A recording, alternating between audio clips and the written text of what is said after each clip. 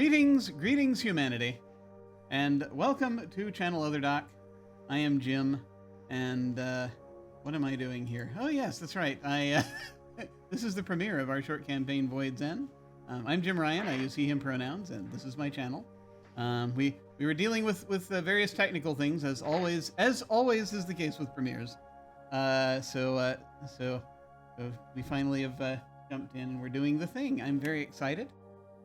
This is Void's End. It is a spacefaring neo-noir tale using an amalgam of a few different tabletop game systems.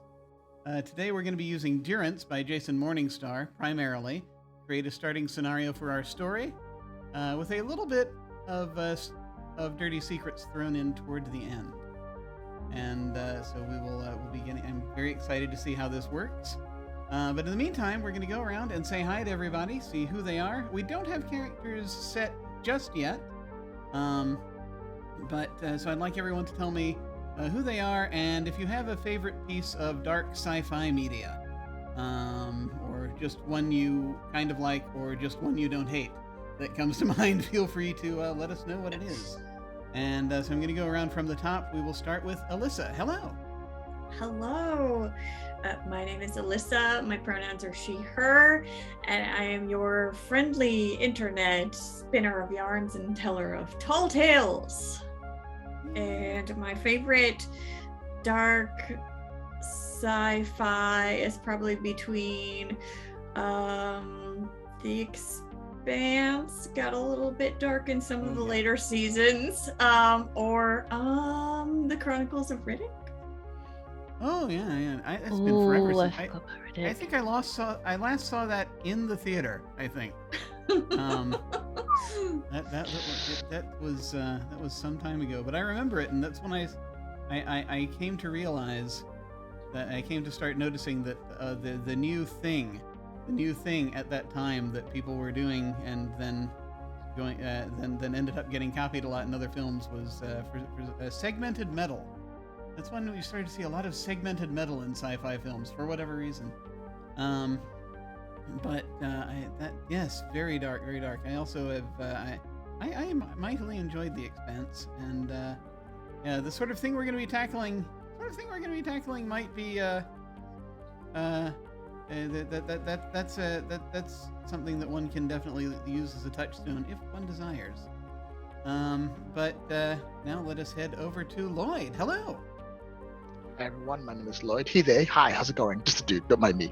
My favorite neo-noir dark fantasy sci-fi is a little known movie known as Dark City. A man wakes up with no memories by a crime scene as the start, and the story goes on from there, and it goes places no one was expecting. Fantastic movie. You should take a look. Dark City is like in my top 10 of like all-time films. Excellent. That's fair. Excellent movie. I didn't even think about that when dealing with this, as but no, you're right. It pretty much simulates a noir environment almost. It is a deceptively smart movie because it's not what you expect, but it doesn't go too far down one row or the other. Yeah. No, it's great. I highly recommend checking out Dark City if you have not already. But yeah, no, excellent. I'm going to go ahead and do a quick little audio adjustment just so that I can make sure that I can hear everyone. There we go. All right. And now let us head over to Darcy. Hello. Hi, I'm Darcy, she, they. I think my favorite piece of dark sci-fi would have to probably be the game Outer Worlds, which is kind of similar to what we're playing today. Kind of dystopian space exploration gone wrong, corporations taking over colonization of planets, and then a lone hero stands between it all. What more could you hope for? I probably played through the game like twice in one sitting. I remember seeing the ads for that. I actually haven't played it, but I think I know which one you're talking about. It's they did come up with an expansion, DLC. I think it was the Martian mission, which I haven't yet played because I have been unfortunately preoccupied. But it is honestly a really good play, made from, I think it was the team that originally did, what is it, Obsidian. The game is honestly phenomenal. The art style, the voice acting, like a game worth like, you know, the 40 price tag when it started. Nice. Oh no, awesome. No, it really, I remember it looking really good, so it was something I was curious about. And now finally we will head over to a new face on this channel, Casa. Hello. I'm Casa Wilding _ Twitter, and she, her, and my favorite dark sci-fi. The first thing I'm gonna, all of these recommendations I'm definitely checking out, because I don't usually watch that much or play that much dark sci-fi, but movie would probably be Blade Runner, very like typical, but Cyberpunk is also, I don't know how like neo-noir it is, but it's a good sci-fi and something Cyberpunk dark. was... Yeah. Awesome. Well, the Netflix show Dark is also really good. Oh, yeah, actually have to check that out still. But yeah, definitely, Blade Runner is definitely where the genre we're going to be tinkering with lives, in many ways. But I will get to that in just a moment. First, before we dive in here, just as a reminder, like we do with other games on this channel, we're going to be using the X card, the N card, and the O card. If we hit something that's crossing a line for one of us, any of us can type an X in the Zoom video chat or anywhere else, hold up a card, make an X symbol, and we'll back up and do something else. If something happens that we're okay having in the game, but we don't want a graphic description of it, we can type an N in the Zoom chat, and we'll fade to black on it or put it behind a veil. So it'll be there, but we won't go into detail. Finally, if we're exploring a topic or an area of roleplay that's particularly intense for us, but we want to keep going anyway, we can put an O in the chat to let us know we're okay and that we're all good to keep piling on the drama. Something else we can do is put an O with a question mark after it when we're moving into a difficult topic, or if we say or we do something and then think, maybe that might have been a little too much. Then everyone can respond to that, again, with an X, an N, or an O to let us know if we're all still doing okay. We're also using the pause. If any of us needs to take some time, we can ask for a pause in the game while we discuss things, or just take a break for as long as anyone needs. As a reminder, just a few content warnings. This game may contain player versus player roleplay and discussions of noir tropes, murder, theft, blackmail, law enforcement, colonialism, and survival in a hostile environment. You can find that'll be rolling on here. Every now and then it'll pop up in the chat, but you can type VECW, and that'll display the content warning there. Also, please remember we have an open door policy, which means any of us and any of you can feel free to step away from this at any time if we need to. It is just a game, and mental health is always more important. So, yes, we are about to dive into this strange little experiment where I'm smashing about 3 different systems together. Today we're going to be looking primarily at Durance to create the setting for it. We're going to be creating we're going to be doing spacefaring neo-noir.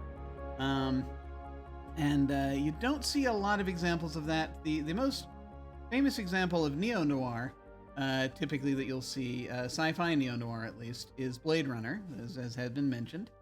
And it's that type of thing. We're going to have that type of thing going on. We're going to have an investigation happening, but of crimes that are committed. But something that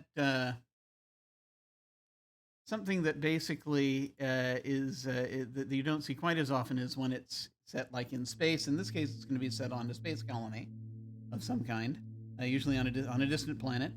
The only things I can think of that where you see anything kind of similar to that, where you have spacefaring neo-noir, you can find it there on TV. You can find it like the first season of The Expanse in particular has that happening, and the rest of the series also to an extent. There's still noir elements, but the major noir and investigative elements are in like the major investigative elements are in the first season. You can see it some in the series Babylon 5. You can see it some in places on its opposite series in Star Trek Deep Space Nine, when they tried to do it. So yeah, that's basically those are the main points. Also, there's a movie called Outland, starring Sean Connery, that also kind of tackles that. It's also a Western, so it sort of depends what you're looking to get out of it, actually, more than anything else. But that one is I haven't seen that one in a long time, but it's from 1981. It's basically, I think, set on a mining station of some kind. But in any case, that's sort of what we're looking into here. So we're starting out using Durance, which is a game by Jason Morningstar, as I said, Bully Pulpit Games. And in that game, you create a planetary colony that is not prepared for the environment it finds itself in. And you play out drama between the various characters on it. We're going to use the creation portion of that, and then when we get into the investigation itself, we're going to switch to Dirty Secrets, which is another game that's been played on this channel. And so we're sort of merging the two to sort of see how this goes, with a few additional little changes to make this into more sort of what we're looking at. Also, and when we get into the Dirty Secrets portion of it, Dirty Secrets has basically where we're going to have more specific roles, in that Dirty Secrets, unlike a lot of games, is one sort of more like one player and multiple GMs type deal going on, and Casa will be playing the investigator when we come to that point, and then whilst we all merrily throw noir tropes at her. And we'll sort of see how this goes. But what we're gonna start out with, we want to start by figuring out what kind of space colony we're gonna have here. It's on a planet, and I've got I sort of mapped out 6 different types that it could be, and so sort of 6 different categories that we'd be looking at. So we have the. I should have written this down somewhere so that folks can see it in front of them. But of course I did not. I will do that in the chat. I will write this down in chat while we're talking about it. So the first type is one that's there for resources. So that could be a mining colony. That could be, or there could be some other resource on the planet that you either mined or you find there. In one way or another that somebody needs. They could be there for science purposes, which basically means they're there to study something. They established the colony there to study something originally, but it eventually it's a big enough thing that it's going to support an entire little civilization up there. And the third category is prisoned, because the default for Durance is it's a prison colony. We're not limited to that, but that's also an option if we want to go with it. In this case, this would be one that's been around for some time, because we're going to be advancing the calendar by about 50 to 100 years once we get into this.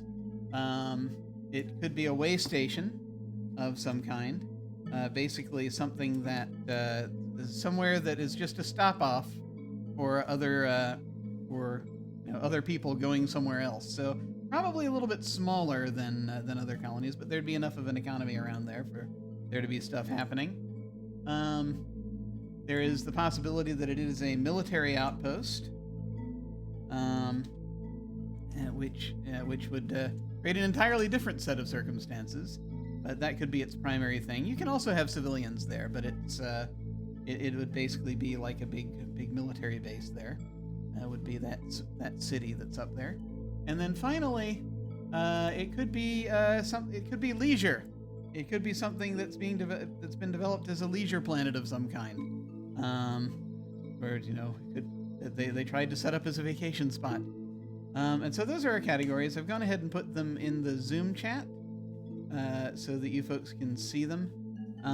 What do we think? Do we have a few? If we can't decide, we can always roll. But do we have a feeling? Do we have a thing that we want to sort of lean toward? Any thoughts? I think leisure would be pretty fun because it could be anything. It could be like it could be very Like a like casino classic or noir. Yeah, like that's what I was thinking, like a Vegas type planet, Mhm. very saucy. I think that's like classic noir. That's very a Las Vegas. Right. So Yeah. unless that's like backup. Here we go plan, I again. guess. Base Vegas. Yeah. There is no escape on this channel from Las Vegas. I'm learning that now. Apparently. No, but no, it's a cool. It's no, totally. How do we feel about? Are we thinking leisure? What else are? What are we thinking? Lloyd, Alyssa, any thoughts? It's after you. I'm happy to roll with whatever. So, can I make an argument for Way Station? Ooh, Feel free. I mean, yeah, go for go it. ahead. So check this out. Now, the idea of doing Vegas sounds great, but the problem with Vegas is that we're gonna have Vegas, and then we're gonna jump to future Vegas, and future Vegas is not gonna be as cool as past Vegas because everything be dying there. Now, bear with me. A way station, a place that's built for everyone to come to start and then go somewhere else, that over the course of like 100 years becomes a point where people are like, oh, okay, let's just meet at the way station planet. And over the course of 100 years, essentially becomes Vegas. So you're kind of like that diner in the middle of nowhere. Yeah, You kind of. You kind I of get, meet yeah, it. I get. And then slowly, more people are like, actually, you know what? I'm just gonna stay here because everyone meets here, and everyone and become like the point that everyone goes to. Like, it's so much cheaper to fly to Vegas and then California than it is to fly straight to California. So that's what it becomes. So like people are like, oh, okay, this is a stopping point. People don't stay here. They stay. They do a few things and they leave, because then you can have stories of people going, I'm stuck in the middle of place. I'm nowhere. There's no one. Nobody lives here. Everyone was supposed to go through and go on. Nobody wants to be stuck here. You can tell stories about people trying to leave the way station to go anywhere else because those are actual places. Because there's nothing is permanent. Everything is constantly moving. You're always. That's my argument for way station. Could have like caravanners coming through here. Caravanners coming through. Space Yeah, caravanners. I kind of love that. It's basically an always empty feeling place because it's not a place anyone calls home. Exactly. I think that kind of empty place really suits like the noir theme. That's actually really spicy. I like that. I'll take it. I mean, that was my argument. We can still go with leisure though. Leisure's fine. I mean, you did a good argument. That was. I do like the idea of. I like the idea of something that it just really is the question of what did they do, what was their purpose in the beginning. So like I would think that if we went with leisure as the setup, then there would be we're just going to want to make sure we put a feature there on the planet that everyone wants to come and see for whatever reason. Oh dear. Oh no. Oh no. Oh no. We lost Casa. But I hope your Windows automatically make up for it on the it'll Twitch. be fine. I'm assuming the answer is no. Yeah, let's just see. No. There's this. No, that's easy to fix. That's not a problem. Yeah, if we want to fix the Windows. It's just funny. I'm just waiting to see if. Oh yeah, the Zoom just cut out. On there. Yep.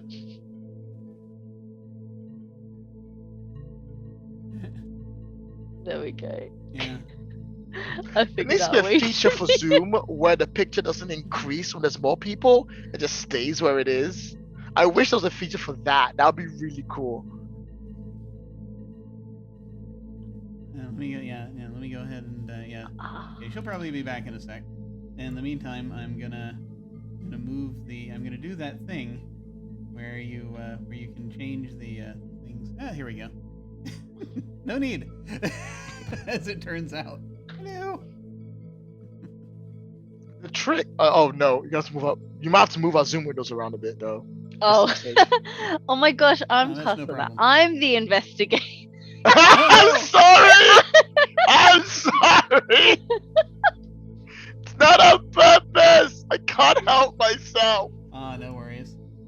Very good. Sorry. Castle, what's it like being Lloyd? Like, how does? Easy. I couldn't. Those shoes I could never fill. That's so difficult. Well, and thankfully, you'll only have to be Lloyd for another 3, 2, 1. There we go. Hey. Right. And everyone's back in place. Sorry about that. But, no problem. No worries. Yeah, the techno demons are everywhere, alas. I was just thinking that it's just a question of deciding how we want this to have started out, so I like the idea of something where it's of something that's so I can see both arguments here. For a leisure planet, we could have started out as something bright and shiny, and then become more and more decrepit as time goes on, and sort of a classic noir environment. Or you can have a way station that started out small and built up and up and up, and people started bringing in semi-permanent structures to try to draw more people, or to bilk more people as they come through. There are a few rather famous places that I recall, and even I'm sure every state has them, where it's this place where people stop off, and it starts out as like a single gas station, and then years later it's this massive thing that has grown up around it, and you can have things like casinos and what have you there, but the primary purpose was that it was this place where you stop off and then you're on your way to somewhere else. So I'm good either way. It's just a question of how we want to tackle it. How are we feeling? How are the rest of you feeling? I'm I think happy with anything. The way station. I think the way station sounded cool. The way you argued it, and the visual that I'm getting in my mind. I think that's the one. I think so. I'll take it. All right, then we shall go with the way station. For the time being, we'll go ahead and set that up. And then we'll see what becomes of it. But yeah, no, that's good. All right. So with that in mind, now that we know kind of that's where we're headed, we're going to start out with the Planetary Survey. What is tabletop fusion? Oh, I'm so sorry. Actually, I'm seeing the question in chat. What is tabletop fusion? We're creating an unholy union of multiple RPGs. We're borrowing rules from today. It'll be 2 different RPGs, and then we'll add the third next time, as to kind of create this thing. This monstrosity that we're doing. Mostly, I just sort of want to see if these systems can be bent in this direction that I'm trying to bend it in, and we'll find out. But in any case, yes. So we're going to be heading to do our planetary survey. So in Durance, the way this is set up. The Universal Terrestrial Survey consists of 6 letters, each corresponding to an assessment about the viability of the planet. In practice, the code will be 3 letters matching the favorable assessments. Thus, as surveyed, the planet, say the planet Yorka 10, their Universal Terrestrial Survey, their UTS is AEF. And each of the various planetary surveys includes the original flawed survey report and the revised report, as recorded by members of the colony. And I'll be reading that out as soon as we decide which planet it is. It was another question coming up. For those of you just joining us, we're merging together Durance by Bullet Pulpit Games, which is basically a game about a conflict between on a prison colony between 2 different hierarchies out in space, and we're matching that up with Dirty Secrets, which is an investigative game from like 2006.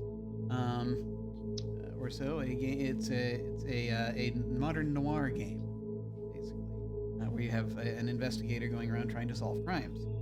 And so we're now going to have Casa going around trying to solve crimes in a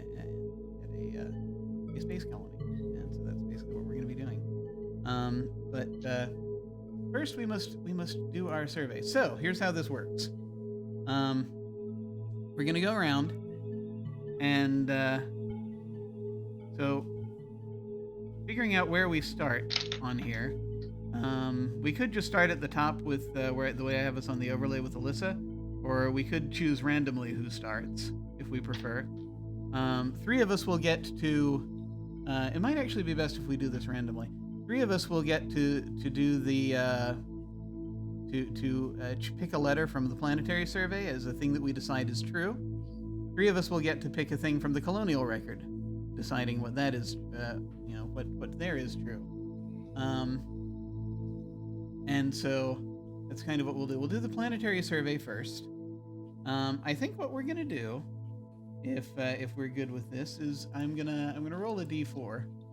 One of you will get to start.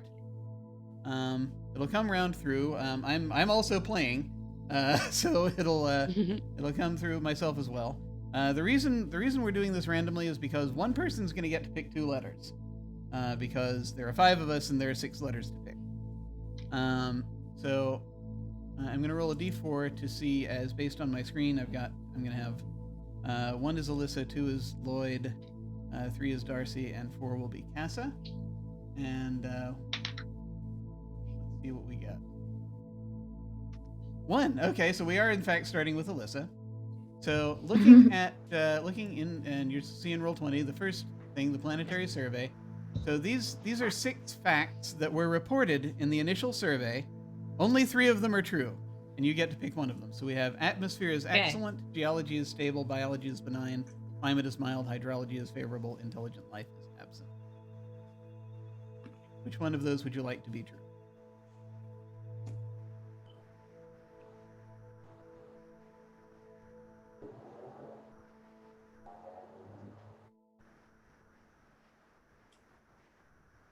Let's say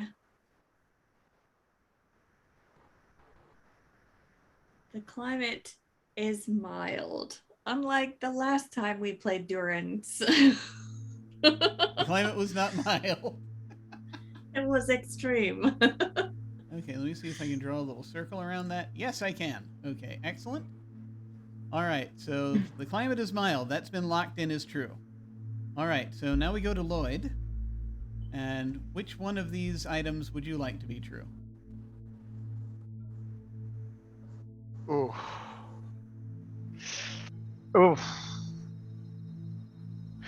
You know what?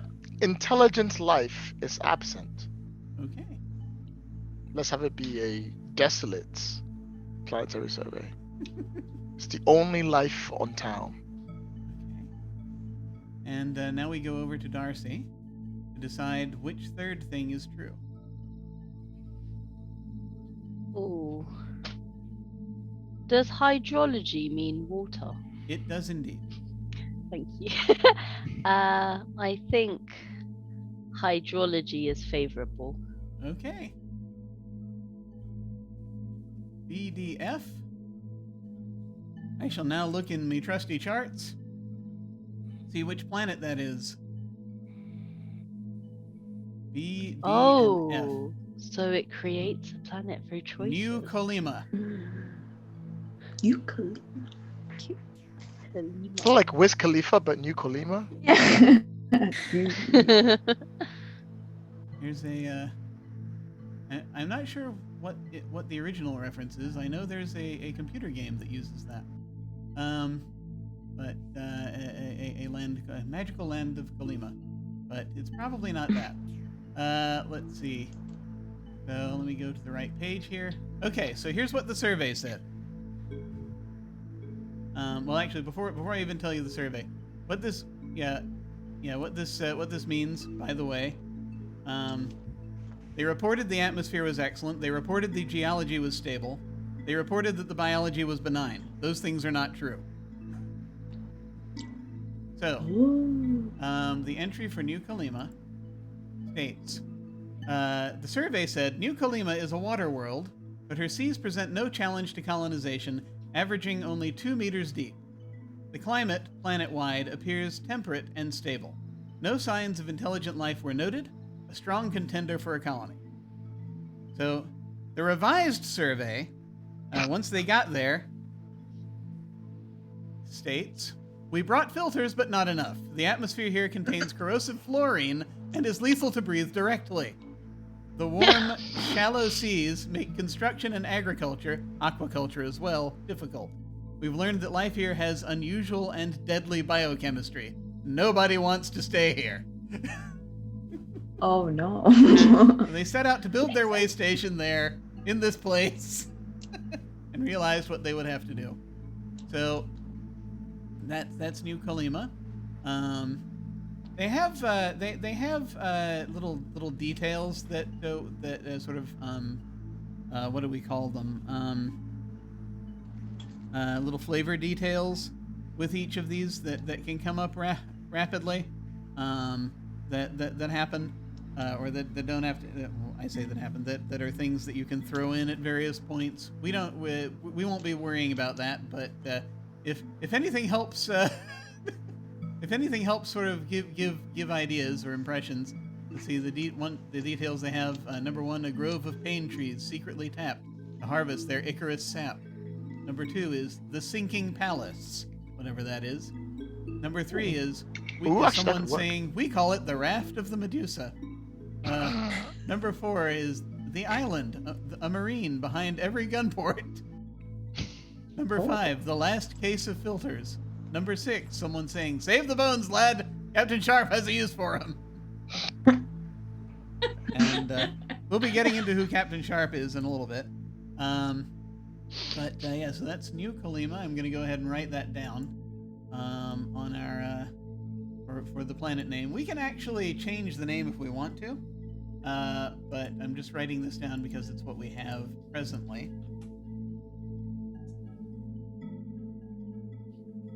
NuKo. Let me make that a little bit. Was it NuKo you want to call the planet? I mean, yeah, New Colima, NuKo. Yeah. Just showing the two. I mean, that's what you do if you're living there, right? You'd call it NuKo. You can go, yeah, I live in New Colima. You know how it is. Yeah. Live the dream in New Colima. Like North Carolina is NoCal. North California is NoCal, right? So I figured I'll show it to NuKo. Yeah. Yeah. No. I'm afraid I can attest that North Carolina they spell out as much as they possibly can. The perfect. Sure I live in North Carolina. They make absolutely sure because they I don't want to live be in mistaken Rochdale, North Carolina. for our neighbor It's to the a south. good time. I'm going to make a quick disclaimer. I'm actually from South Carolina, and I currently live in North Carolina. So that's why I can. And I've lived here for like 17 years. I can claim these things about both places. I don't live there. I visited it once. That's good enough for me. Yes. That's good enough. You brought as much joy with you here as you possibly could, and we're so Side grateful note, for it. I still think about that restaurant we went to all those years ago. Even now, I have dreams about it. I can't And that remember. writing group we met, those guys were great. Okay, carry on. They were cool. They were very cool. I wonder what they're doing now. Oh yes, they're going to cons mostly. Not fair dues. But in any case, so that's where we are. We've got New Colima. So now we go to the Colonial Record. So with the Colonial Records, the Universal Colonial Record consists of 6 letters, each corresponding to an assessment about the viability of the colony. In practice, the code will be 3 letters matching the favorable assessments. Thus, as surveyed, say Winterset's colony record is WXC. And so we're gonna have this is just the same. We've got the we've got the initial record, and then we have the other side of that. Oh, thank you for the sub, Brian. Thank you very much. Yeah. So basically, this is also it's perhaps presumed that there might have been some prison labor starting this up. So we'll see if that holds up. But we're going to be doing more of a split between the authority and the underworld. But we'll get to that in a little bit. So, Colonial Records has 6 facts, only half of which are true. Those facts being, planning is meticulous, workforce is motivated, order is well established, density is low, prosperity is high, and justice is universal. And this, again, keep in mind, this will be for the colony as it was established. We don't know how things are going to be yet 50 to 100 years later, but this is kind of the foundation we're working from. So, we will be picking up with Casa, and you get to pick one of those 6 things to be true. Which one do you want?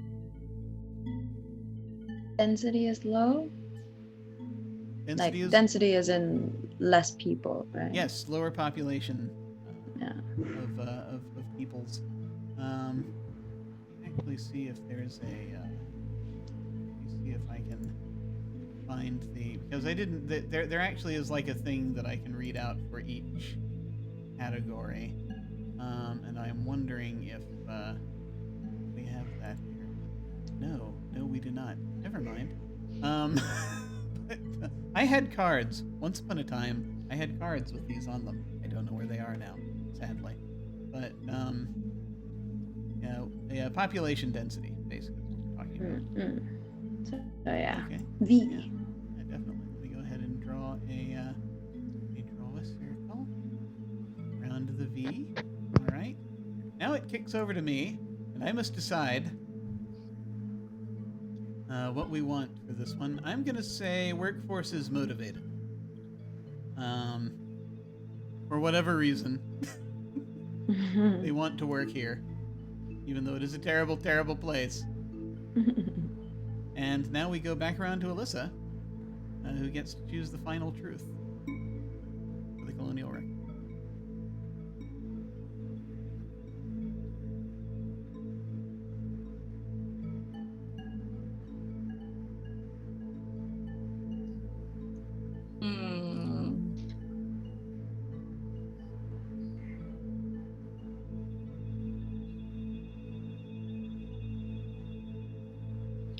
Well, I mean, they thought the planning was meticulous, but we didn't really know what to plan for now, did we?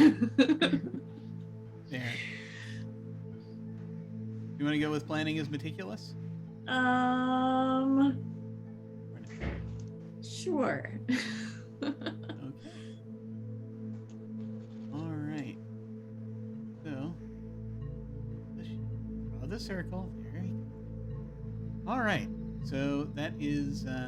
I've drawn too many circles. I have to take that one off. Okay, there we go. All right. So we have UVW. Let me go ahead and see which one that is. UVW.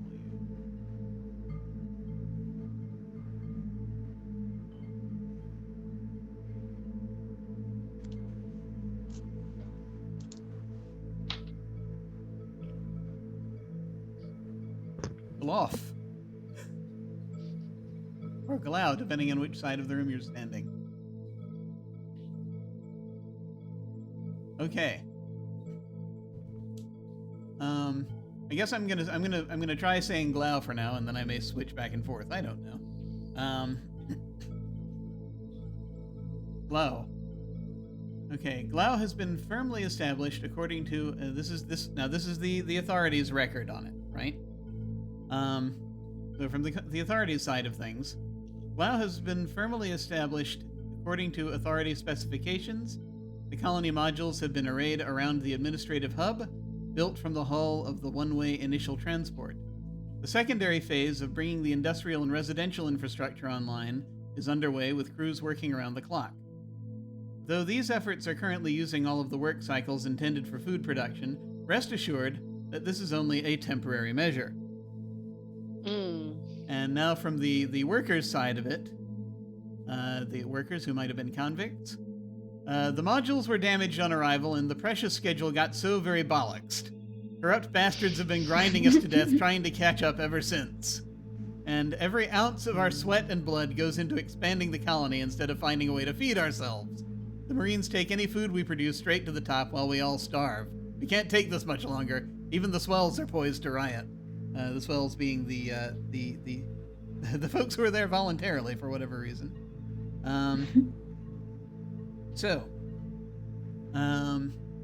That's what we have, and the flavor Sounds detail. familiar. Doesn't it? The little Is flavor it possible to get these texts, like the flavor text for all of them, given to us later?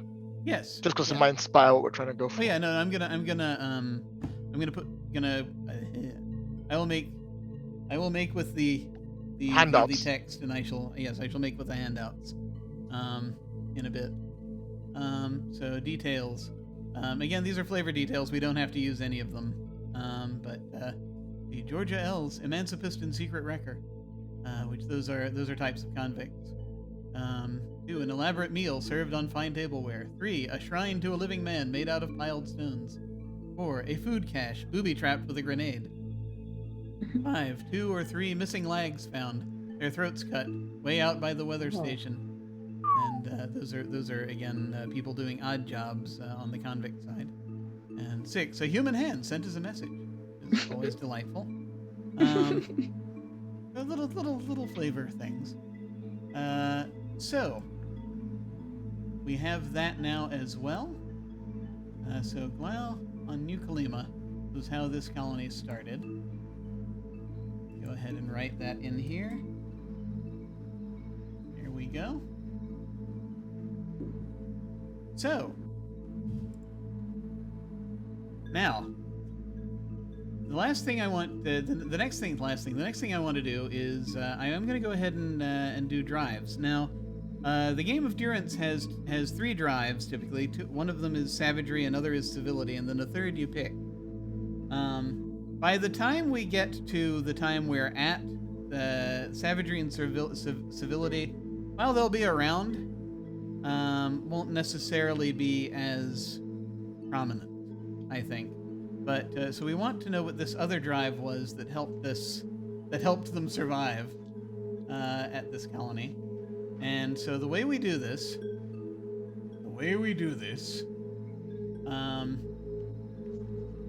is that we go through. Let me find the actual text of the thing. We're going to eliminate drives as we go through. You may note we have like 6 of them there. So our plan here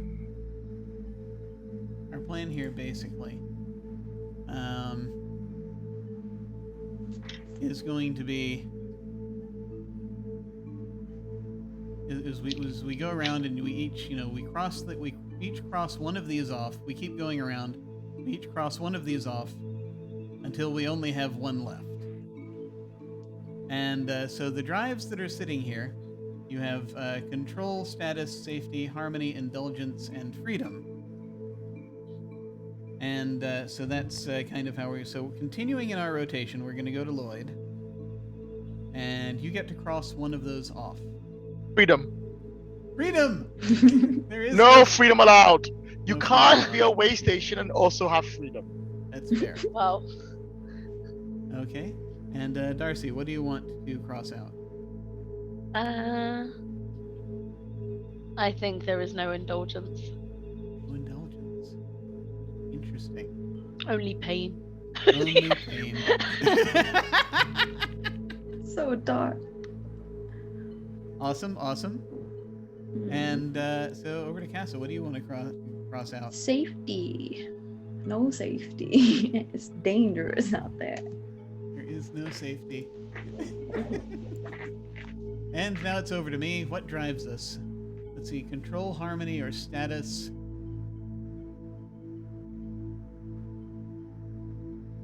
I'm very strongly tempted to kill harmony. Just a wild planet. But killing control would be interesting as well. Depending on how we want to do this. Or I could kill status if we don't want to worry about that.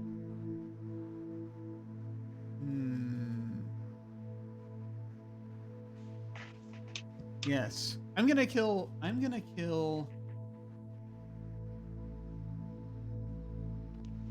control. I don't think we necessarily have that so much. All right. And once again, it goes back over to Alyssa to decide which of those last two things you want to cross off.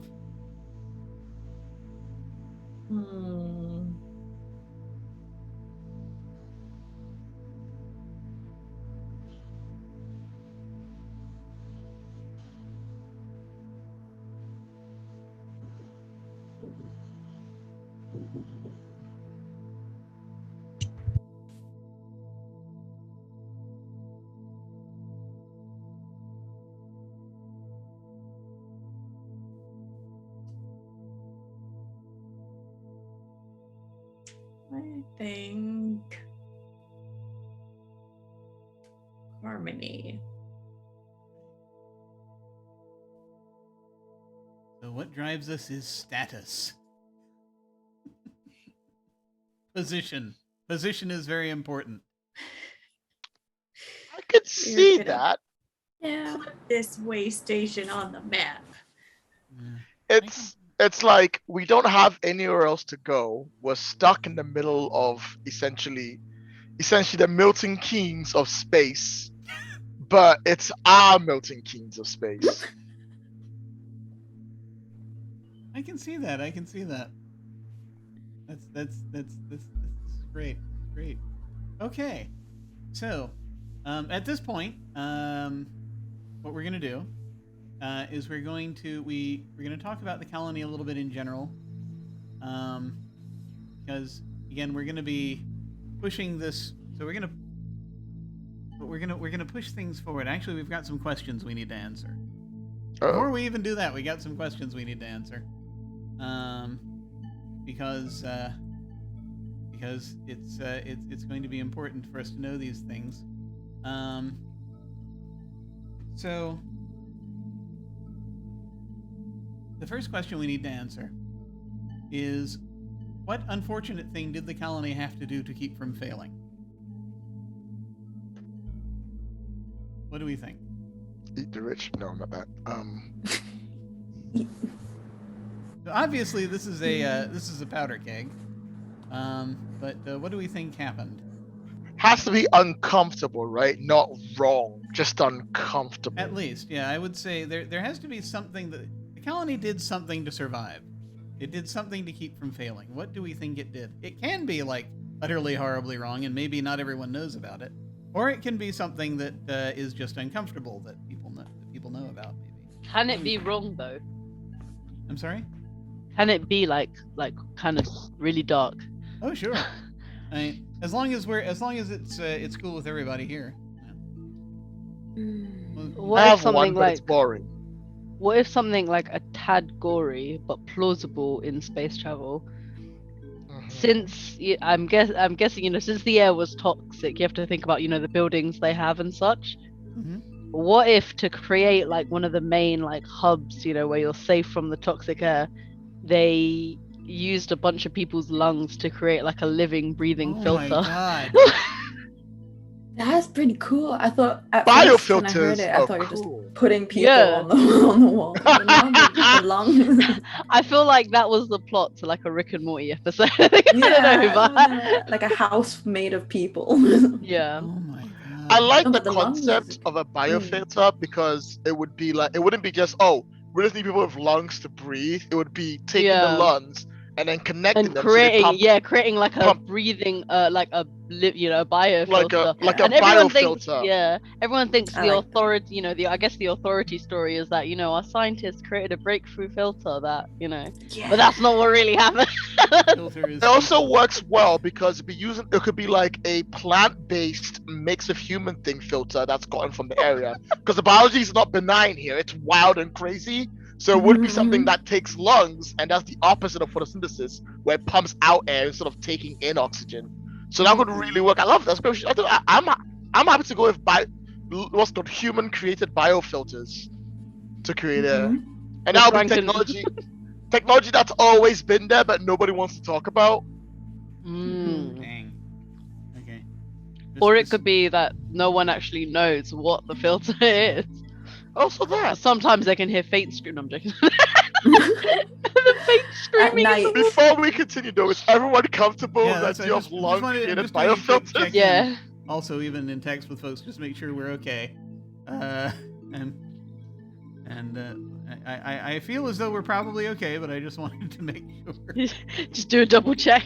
Yeah. Yeah. Oh, someone in chat said, but how often does this filter need to be replaced? Well, that's a good question because, Ooh. like, so I mean, this is a place where also one of their big problems also they were running low on food. They had to and only the people at the top got the food first, and so that actually also that's also to an extent where status comes in.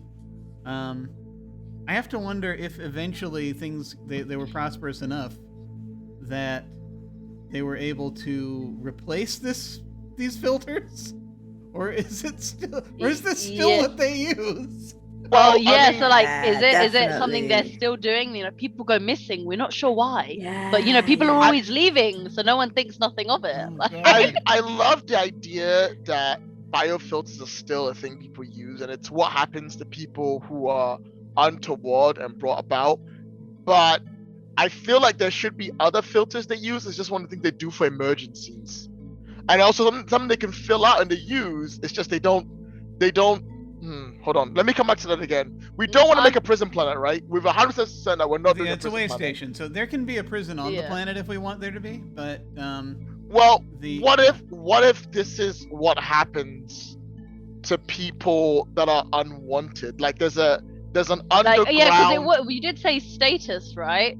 Yeah. So a certain class of people always go missing and no one cares. And since it's a Oh, status man. thing, it could be Yeah. a thing of there's a particular status group, so like the high status group, they have a place which never seems to run low on oxygen. Never seems to. And I Yeah. think maybe that could be they're using God. kidnapping the lower class people. is there like a credit system for oxygen? I If you I have- feel like there is, and if you run out, your lungs are taken for it. I would like them not to. Yeah, I mean that's just pretty fair. Like, well, you can't take any, so we're gonna take your lungs. Well, if I you're mean, gonna once stay again, here on this planet, if you're not, and that's the thing is that if you're not leaving the planet, then, Provide for. Yeah, I it, think yeah. also So, the I don't status thing, it's very Planet of Criminals, people who don't have a place elsewhere, who are basically they're nothing anywhere else in the galaxy. They come to this way station and it's like a whole different ball game. Where you come from doesn't matter, it's only your status on this planet that matters. yeah. I'd like to say that there shouldn't be kidnapping for it, because I feel like they it's go? it's repo. So no, you know exactly where you're going. Okay, that's dark. Yeah. That's Because like dark, kidnapping, yeah. kidnapping is fine, but It's all about it credit. doesn't make it normal. That's Whereas- why the workforce is so motivated. They're like, no, I need to work. There's gonna be a biofilter. Yes! Get Oh going. my Yes. god! There it is. Yeah. Oh my Epiphany god. moment. Yeah, no, there we go. No, I like this. I like this a lot. So they worked out some way, as I'm being reminded by someone with medical training in the chat that fluoride gas does become very caustic to living tissues, and so they must have right. worked out a way to gone into some forbidden biotech. Yeah, that's what I'm thinking. Like the lungs are Exactly. basically just a piece that completes like a larger machine. Yeah. So it, it like Perhaps wo- there's even some sort of fusion and mutation with some of the Mm. crazy wild plant life. on the I planet. feel making it so it's the indigenous life of the planet that you combine it the lungs that make it, because then it's not technology you can find anywhere else in the universe. Only Mm. here. This is the only place biofilters Yeah. live. And it's like a whole horror story you tell your kids Yeah. about the biofilters, because Yeah. Now we It's had stated that something there's made no of intelligent necessity, life, I but guess. we could, there definitely could be life forms here that get used, Yeah. or things that get grown here. Some I guess special if it's elements. not intelligent, I guess it's like bacteria. Does that count? Or is- Well, yeah, bacteria counts, but then I mean you can also have animals. Oh, right, yeah. As well. So that's very interesting. Okay, so So yeah, no, those I'm getting a picture of how this system started. So I guess let's not go there. It is a silly place. it is. So my next question is, what does the colony mainly deal in? It has to have Lungs. survived to this point. People. Well, in whatever galactic society there may be. What is this? Trafficking? I mean, that's. wait, are we talking about what they deal in currency-wise? Well, I've got two questions. One is going to be the above board, what they No. deal in Oh. above board, and then what their underworld deals in. Oh, right, Um, yeah. So like their so- main kind of like export. What are they? What is this way station famous for? Yeah, I mean, we got lots of water. it is. Yeah. This is mostly an ocean. This planet is mostly ocean. Is like, Yeah. isn't it like 2 meters deep, or was that the original survey? Let's see. I thought it was only 2 meters deep, and I'm thinking the pirates are just on floaties and they're just they're smacking each other. Very. They're on rafts. That's how the whole thing. Yeah. Is. Could we Huckleberry dune it? Could we dune it? Instead of it being spice, could there be a special kind of water that's used to power hydrodrives that comes from the Yeah. planet? So the planet stops Like here, that. Yeah. gets some, and then moves off elsewhere. And, you So know, it's that not would like actually Go on. help explain why the atmosphere is toxic to an extent. If like Well, there's this, if the constant source of flight. this water yeah. is there, But there is drinkable water, but it's primarily this other stuff. Ah, That, right. So this kind of like yeah. special hydro fuel. Yeah. Yeah. Yeah. I guess that you also can- makes you can- sense, you 'cause, can like, find- go on. What happened on Earth, and then you leave. And what was the last thing they're trying to study before they left Earth? True. Because I'm guessing this, with space colonies, when you send them off, you don't intend on them coming back. So That's they're true. probably like a couple of years away from Earth. The initial survey did say averaging only 2 meters deep. But again, you know, we can. Yeah, You can pull I it think out if it's, you need it's, to. it's too Look, big. Yeah. Do you- Listen, it says hydrology is favorable. It's favorable to what we wanted to do. I Yeah, was thinking favorite- like loads of geysers, loads of True. underground water storages because Exactly.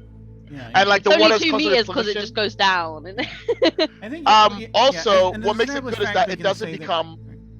After you, Well, after you, John. I was just going to say, established fact. We have established the fact that there is plenty of water that should be, you know, we take as drinkable water. So there is enough there, but there's also whatever this liquid turns into that this other liquid is. Yeah, go ahead. It could also very simply be that the water is just part of a chemical reaction that causes the energy used for that, because then we don't have to make it fully dune where the entire universe is dependent on this one planet having water. It could be like it's you get out of just elsewhere maybe it could just be like We this use- particular water makeup is different. Like how it's not really H2O, it's like H2 with something Jake. else. Something else that's H3. fine for humans to drink, but Yeah, I guess. Oh, there's like different water supplies. I guess there are like maybe there are like fountains or like geysers for like drinking water, but there are like big lake-ish areas that have like this special hydro fuel type of water. We could also have it as a material within the water that's created from the fluoride gas and the water reacting, and those little particles act like leaded petrol without the poisoning. That runs through. Guys, don't use leaded petrol; it's really bad. That basically combusts way better for making hydro things work, like hydro spaceships. I don't know. Listen, I'm trying my Well, best here. Give me a break. well, you actually can. The It's like the interesting thing is- Tesla of spaceships. Yeah. you can use there are a lot of models for spaceships using using water to refuel them if they're using the hydrogen basically aspect. Yeah. help them I think with their chemically as fuels. I a mean, that's definitely for basic propulsion anyway, not counting whatever, you know, quasar drive or whatever they're actually using to. Someone discovered apparently that splitting water into pieces lets you travel through wormholes. I don't know. Someone worked it out. I don't know. I'm not a scientist. I'm a scientist. I'm a role None of player. us God are. damn it. If- I mean, technically I am a scientist, but that's not the point. He's like, don't watch that.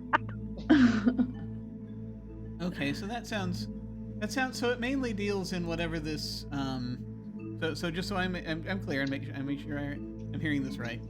That the colony is mainly dealing in this this varied thing, the slightly changed water that you're saying. Based I guess on so. Yeah. whatever it is? Super water. Chemically heavy. my thought was water. just like other places that don't have as much water might come and just buy plain water. Like That like they too. had the ice haulers in the Expanse. True. Oh, so instead of like, like you got to go to other planets to like obtain this material, or like I guess water, like so Well, yeah, I mean, resources there you got. there could be planets that just need water. True. So, I mean, that's. And they just grab it from here and ship it on over. They flash freeze it, chuck in the ship, switch it over, drop it on it, be like, knocks it out. Massive I ice mean, cube yeah, drops from the sky. Here's your delivery. No, they probably take a little more care than that, I'm guessing, or try to. I mean, so what do we think? Are we thinking then just is it just water, or is there something else special that we want to? Can we do both? Yeah, Yeah. yeah, totally. Because maybe people that we're aren't going as aware. through several decades, so we could have Yeah. figued out all kinds of weird stuff to 100 do years. with water. Yeah. Yeah. And We don't need to hydrogen. define each decade necessarily. Playing with water is endless.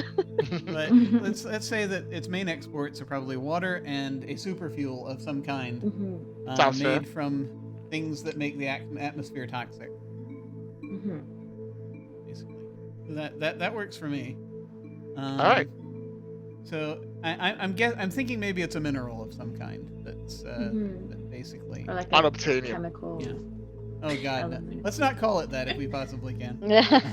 Fuelium. Fuelium, whatever. Yeah, I don't fuelium. know. Yes, that's it. We'll Fuelium. figure it out.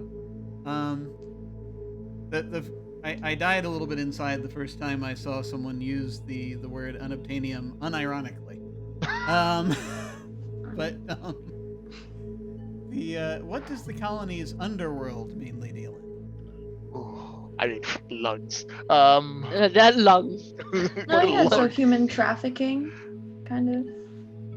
That would be Yeah, great yeah. for a way station, because you're not gonna get a 'Cause better people could place go to in. pick up a bunch of people trying to hide themselves. Like you're out Not a way station. like at the market. It's like, oh man, can we do some people This today? I'm group kind of here, running that out. group here. It's not a bad idea really, because if the alternative is if you're down on your luck, if you're at a point where you just finished playing like the whatever slot machines are left over and that's it, and they're gonna repossess your lungs shortly. It's like, do you want to get out? Yes. Well, we'd like you to do some things for someone for eternity. But at least you won't be here, right? Yeah. Hey, better nothing. So the reason why I would be against the idea of human trafficking is mostly because of the status. Because if there is a status of classes of people running up, Yeah. having no class be like the people who are trafficked makes sense, but it doesn't make sense for the people who are doing the trafficking. Hmm. Yeah. Because like there's a that's- status already yeah. there. So I mean that's my argument against. Doesn't mean that it works, but it's why I'm like, I feel like if this status is so important, ranking up as to who you are is important, the underworld should have something else that they're doing to bring in catch monies. Maybe some kind of like fraud, because I mean, I guess in this interplanetary kind of situation that's happening, it could be Like like money this is laundering? this is a place to come when you want to get away from somewhere your else. money? You can Yeah. change your currency from different planets. know Maybe what? pick That's up a new like great. space passport. Yeah. You know, change your face. I don't know. But like Be maybe have, like like, that kind of fraud, because it is a way station. That's normally like thinking about it like in a noir, like Earth setting. Like when those bus stations, those are where you get the shady people. You wanna, your fake ID, or you wanna Yeah. change your currency, or you need to get somewhere quietly. It makes sense for You need to, like, the spray paint So- your So spaceship or essentially what you're something. saying is that the underworld's trade is status. Yeah. That's what we trade. We trade you a place in the world. we trade you a new name. You come to what's called NuKo to become someone else. You come here and the underworld will make you someone else, and then you can go anywhere else you want in the world. Ooh, Come in, change your face, change your body, get some new lungs, lose some lungs. Lose some lungs Lose if some you're lungs, unlucky. gain some lungs. You know the one. If you got the money, we'll make your status happen. Interesting. So yeah, I borrowed ladders once again. If we want to steal an idea from Gattaca. But yeah, that is a thought. That is a thought. Yeah, you can go in to become someone else, and so that like the primary. That's probably like the primary hub of identity theft in that part of the galaxy. Basically, it's like this is the way station. Like it's like kind of like the place to get to everywhere else, but it's like that place you really like, that one train station you hate going to, but you have to, and you know some crazy guy's just gonna yell in your face, but you have to anyway. This is the only way. And it also makes sense because if you've been repoed and your lungs are gone and you're like, no longer around, that's your identity just left over, right? And they're like, well, we're just not gonna record how we took your lungs. So like you know you've got these seedy people in authority who, when people have their lungs repoed, they kind of sell the identity to someone else. Yeah, it's probably a fairly brisk trade in artificial lungs, though, also to an extent, what are cyber lungs? Also that. Yeah. Augmented like breathing devices, like temporary fixes for oxygen. Yeah. Interesting. That's interesting. That also leads to speculating about the possibility of like, you want to go outside? We've got a way for you to go outside. Yeah, or a way to escape the planet, or a way to avoid, getting your lungs snatched. Like, I'm down on credit. Like, you need to help me disappear. I like that idea. But not my lungs. I need. I need those to breathe. You can have a kidney. You can have like a kidney. You can have a leg. You can have my lungs. I need those. Someone said you want to move up in the world, get yourself some iron lungs. Okay, so false identities as their primary, with perhaps a side thing in organs and minor cybernetics, that kind of thing. Very cool. Sounds good to me. All right, so I think we're getting a picture of kind of what the colony looks like, and this process is going to be as we're I think in a few minutes, I think we're gonna, if folks are good with it, I think we're gonna take a break, and then come back and do the notables. But were there any other sort of points of interest or other things that we want to attach to this colony or this planet that we think are going to be around? And this is now, if we sit there and we advance it, it's no longer as it was originally founded, so 50 to 100 years later. Were there other things about it, about this place, this way station, that we want to establish? Things of interest. Any thoughts that might come to mind? Like what? I would think possibly, like, because in the beginning, I think you said the from the actual like record of one of the workers, when all the planning went to shit, they were working on actual building like the habitats and such instead of food. So, and also with like the air toxic, like how like growing things, I guess that's also like a body part kind of thing, because like that's what you can use for like fertilizer to grow stuff. Or they started eating the natural plants. Yeah, but the problem is that the natural plants are really bad and will probably kill you. So the ones with low status don't. Maybe they make such a great spice that people travel from the galaxy. A really back unique to Dune spice. Again. But sorry, Casa, you were saying like maybe the lower status eats the plants, while high status imports. Yeah, something like that. Something that what? Sorry. Like they just eat the wildlife, but it's not healthy for them. So the lower plants are getting sicker. Could I reverse that? So the reason why I say reverse it is because of the idea the plotline is bad to begin with. And we have established, using the power of being terrible humans, that if you say something is bad, people who are adventurous will try and go for it. So could it be that richer people of higher status eat the plants and have like specialized chefs that are imported from around the world to cut like their blowfish out from the plants? Oh, That's what I was right. gonna say. So essentially, like a yeah, like Alyssa delicacy. was gonna say. Pardon me, what's that? Go on. Like a delicacy, yeah. Like a delicacy, yeah. So like Mm. lower class people can't eat the plastic, like they don't know how to take care of it. But rich people are like, well, actually, we have the technology. We've looked into it. I'm a higher status. I can afford like what's called. You have access to Yeah. chefs and stuff. I guess There's there would be cases of like people like in the probably lower a few, classes dying. rich Yeah. thrill seekers that want to go out and harvest the thing themselves just so they can say Also they did that. it. Yeah. And it also means that when we have an image of the villain eating, they're not eating steak. They're eating like I don't know, like Something gross. like a and, Venus like, flytrap. or Yeah, I something. was just about to say that, like a Venus flytrap type of thing, like cooked on the Audrey side, too. Yeah. a little, I don't know, space cow cheese and the side. So like we'll stick on it because like that, because then it gives the same image of the planet, but it changes how we think. Because like Yeah. it's just in my head, it looks better because the planet's lifestyle is so hard Mhm. to me. But anyway, that's all I'll say.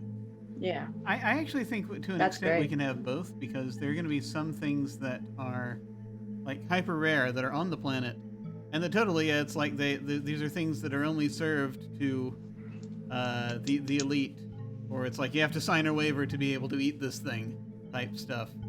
Like certain animals or certain plants. Or even the But- byproducts of animals, like Yeah. there's since like if like I don't know if you're there's a type of like flower where it's like so poisonous that if bees use the pollen from that flower to make honey, anyone who eats the honey will die. So it could be Wow. like similar because the the animal life feed off of the fauna and they're like Yeah. they're fine with it. Yeah. So eating those animals would cause even greater Yeah. deaths. So like their eggs or the honey or Yeah. I don't know if there's like Oh, space yeah, bees. yeah, eggs. Yeah. Eggs on this planet. honey. Gonna be crazy. Yeah, eggs from like Um, weird birds, velociraptor type of birds that just sail through. Because they couldn't be feathers if it's like caustic kind of air. They'd have to have like kind of weird scales when you think about it. It'd be I kind guess of a like- like I armadillo lizards. skills. Or like space dinosaurs. dolphin. But you could also, but that's the thing is you could also have just sort of more common things or more common plants or whatever that are still bad for you, but that common folk might eat. So I mean, you can have a tier of these things. Also, it occurs to me that there are probably a lot of very interesting drugs you can get out of this planet. Mhm. Probably, yeah. I was thinking that could be also the Underground. criminal dealing. Yeah. Mhm. And if I may throw one more thing in, it would have a really good diving community. Yeah, because all the stuff at the Is bottom. 2 meters too shallow to dive though?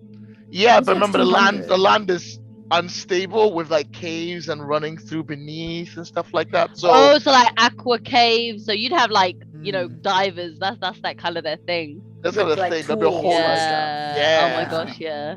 They're like these weird space age mermaids. Yeah. You could also, it means that when you're building your towns and villages, you have a choice of either building like Above on ground the or water underground. or underground. If you're like, no, let's dig in and have like a Oh, view of yeah. the view of the underground lakes and buildings and stuff where waters run through.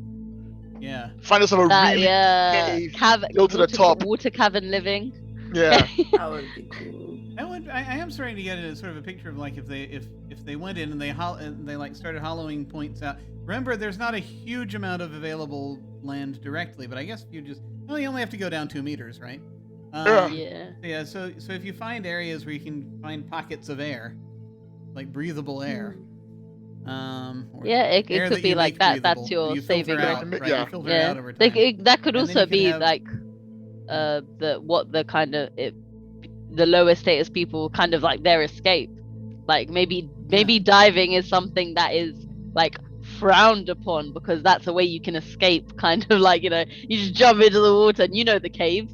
Yeah. Maybe the people who stay above ground don't know that like the caves and the So, underground you've got system. like people who know the caves just from being there, just the natural caves, and then you would have people who dug in, created these environments for themselves, who have these delightful underground indoor waterfall areas that they wander around. If they're the rich elite type thing. I like that idea. See, now in my head, that image of the villain eating a Venus flytrap is now done next to a waterfall. Yeah, and Yes. the cave circle. and Well, the come on, waterfall. folding. Mhm. Yes, you see? And you can Listen, have at some point, I'm gonna use my authority power to have a guy eat a freaking Venus flytrap next to a waterfall, okay? I'm You just can gonna do it. You have- can't stop me. You can have the Bond villain island on this planet, you realize. That is true. Yes. He's just Yeah. stroking some weird bread, like Weird two-headed red flying cat lizard. that's like doesn't have any eyes, and he's just like, and it's got scales, so he's just like running his fingers. Ah, yes. Excellent. Good. I like this. Cool. Okay, I think I'm getting a decent picture of kind of what things sort of look like. Are we thinking then that there's like, is there like some stuff visible like above the water? Is it like sort of maybe you've got like a like the city, you see some buildings above the water that are like entirely contained, or is everything underwater? Oh no. I think there would be like Top maybe. two. Oh, sorry. No. If you were to if like what Lloyd said before, having it split with like the status. Yeah. And like having Imagine, the criminal figures kind of like, you know, learning how to dive, and you know, maybe like goggles is like part of their kind of like, if you see the goggles you better run because, you know, there's criminals. Say, They're like, if you know, if for you're quick flying in to getaways use the underwater. way station, right? If you're flying in to use the way station, is there stuff visible for you to? I would imagine there would have been like initially like the old town, some kind of dome facility that's probably still maintained to a degree. So they started on the land, as whatever land there Surface. was, and then later on, on the Yeah, surface. or they just and sunk then it in later there and on they pumped the went in. water out. And However, I still feel we should have towers for rich people, just so you can have people living in the clouds. Yeah. You know, because it's like flowing. Oh, dice you mean like everywhere, right? above the like above the caustic cloud? I don't really want to go above the course clouds because I feel like that's going way too high. When we want to try and go way below, but it should be like big, like tall Inside- structures. inside the like dome or a outside flex. the If you dome? have the money to maintain a building that can withstand that atmosphere, Yeah. Yeah, the rich people So can go that's- wherever they want. Yeah. I'll go down. Look, I listen, guess, yeah, that's rich people also are the thing, like- everywhere, right? That's Yeah, it. that's Exactly. It's also like what resources are they pulling as well? Because like they must be like really skinny buildings to like go all the way up. Because I don't think they'd have like material that like can Well, withstand. Well, Because yeah, like not I at think first, but, if the air's after a while. corrosive, I guess it kind of chips away at like, you know, outdoor building materials. So But I then guess maybe- like that's the constant moving thing.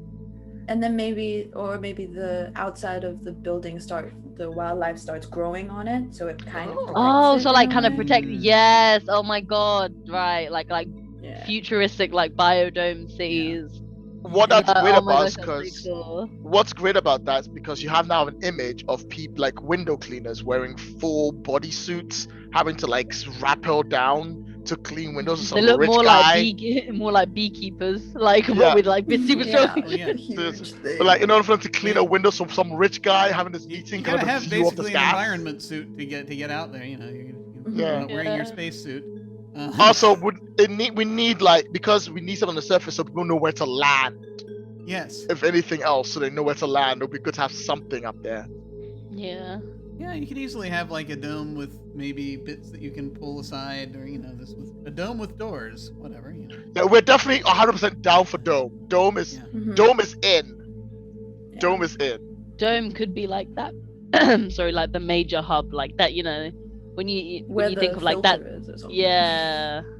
Like that big, that kind of that main area that Mhm. no one knows like how they never run out of oxygen. Yeah. Oh, always have yes, don't know how. Don't there know are why. ways.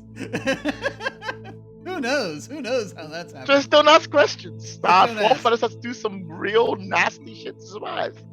Race might lose a few stragglers every now and then. Okay. Who could tell?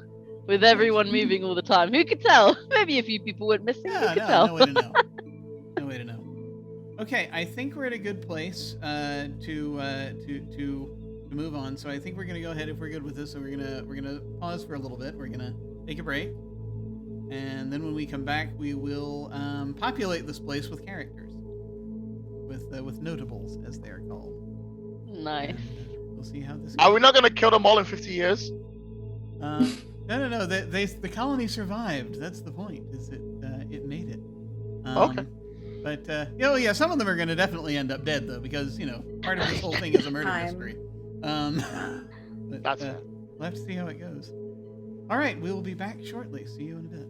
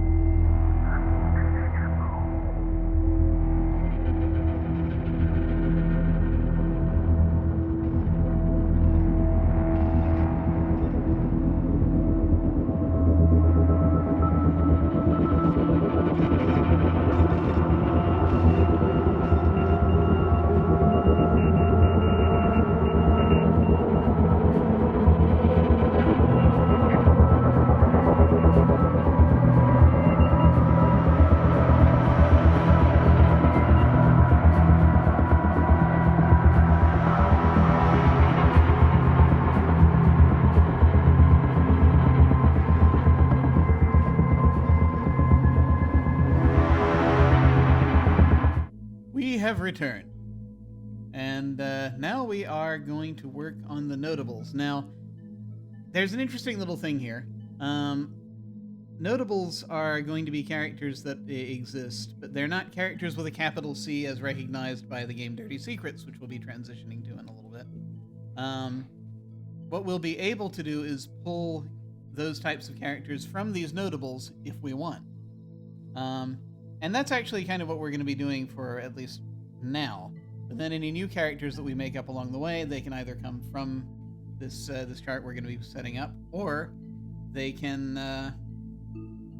basically we can just conjure them out of thin air, whatever we want. Once we've gotten going, it's just however we set that up. So to define what we're talking about with these ladders and how this works, the idea is that you have two competing social hierarchies. In this case, we have the authority, the people still in charge nominally of the planet, and then the underworld, who have their own hierarchy. And so some of this I've borrowed terms from Durance to be like the types in that are actually you would find in the say the penal colonies, but some of these are also newer ones. So you have the governor, you have the judge advocate and the captain of marines under the governor. Under them you have citizens, just ordinary citizens, people trying to get by. You have the marines that are there also, basically the authorities' big sticks. And then under them, on the authorities, you have the outcasts, basically ex-cons and the forgotten. That's the injured, the elderly, the homeless, and also former criminals who are trying to go straight.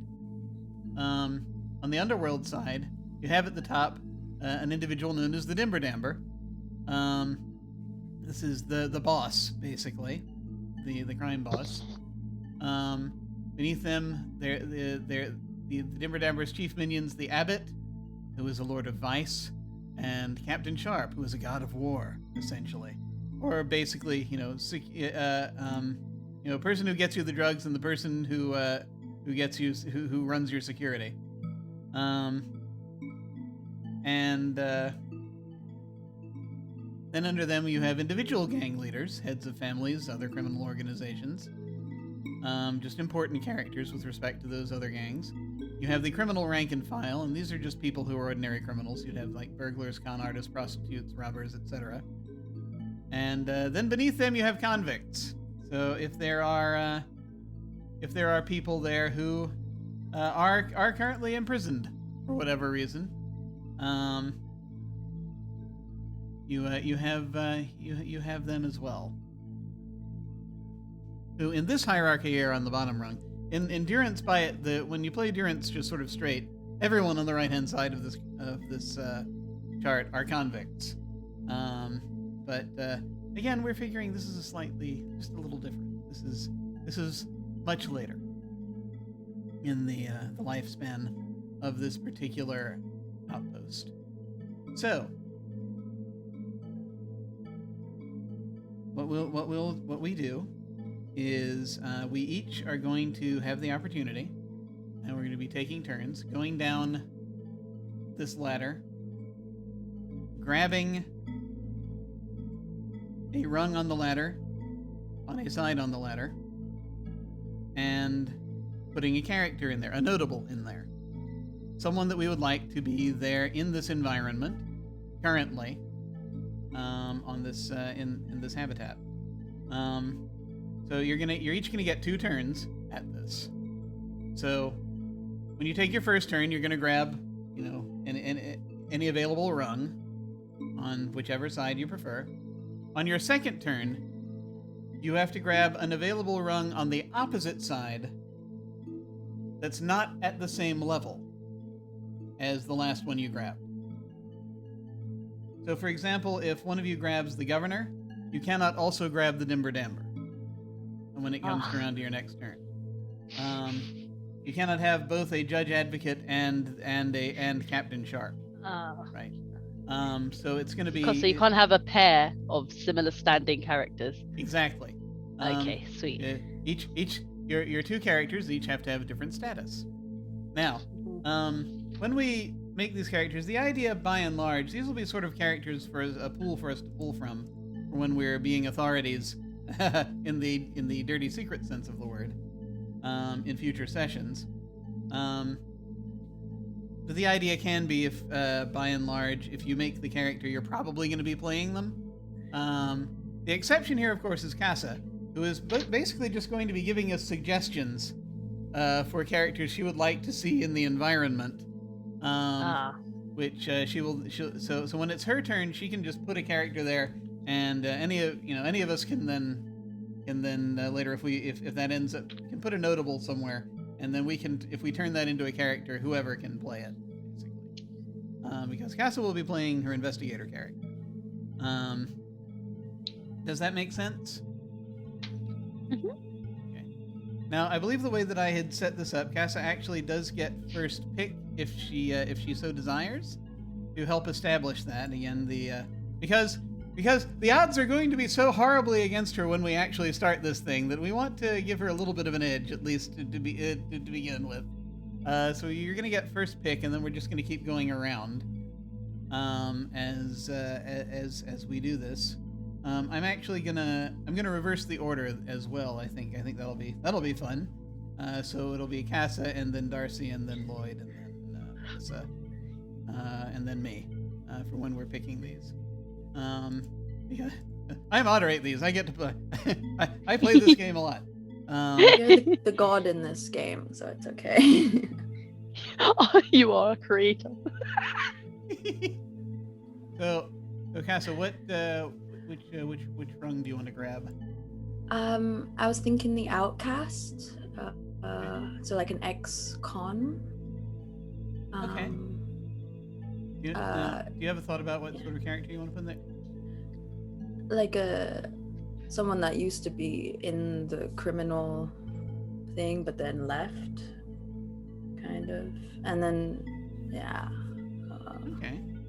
I was feeling like the investigator, like that's the reason why they were investigating. Like they knew, or they used to be part of the, like we had said, right, Darcy, that yeah, she like, had been part of it.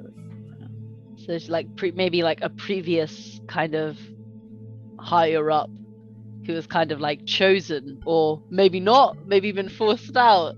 Yeah. very dishonorable discharged cops seeking their own justice. Okay. So... We need a bell for every noir trope that we hit out. Something here.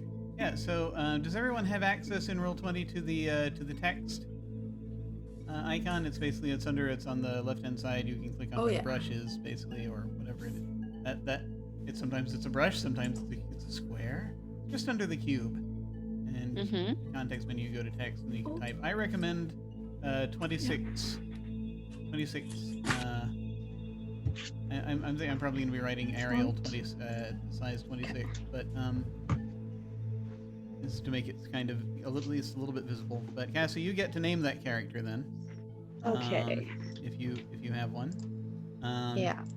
But we'll know that you're kind of you've grabbed that rung, and so we now know that that's the case. I'll put a little C by there just so that we know that's taken.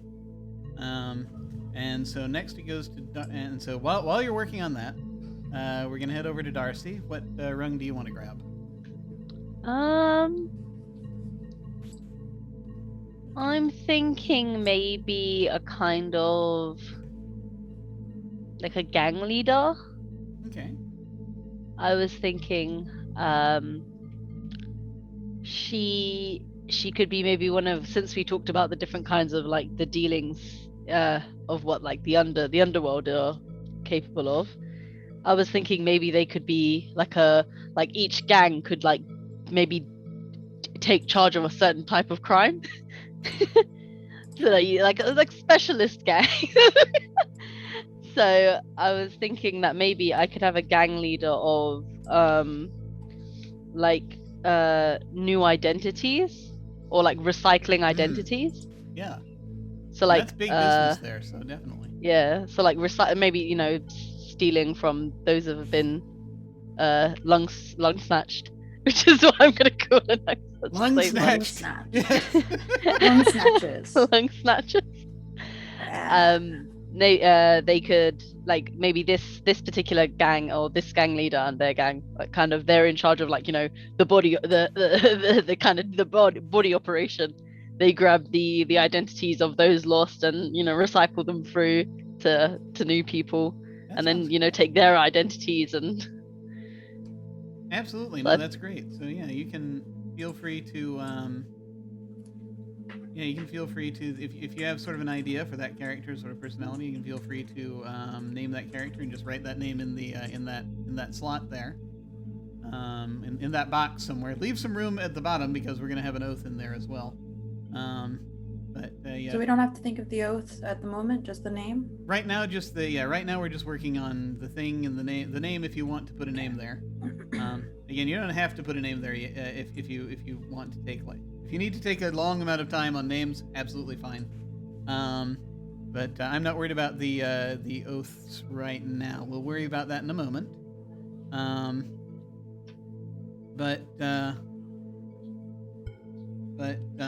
So yeah, that one's yours.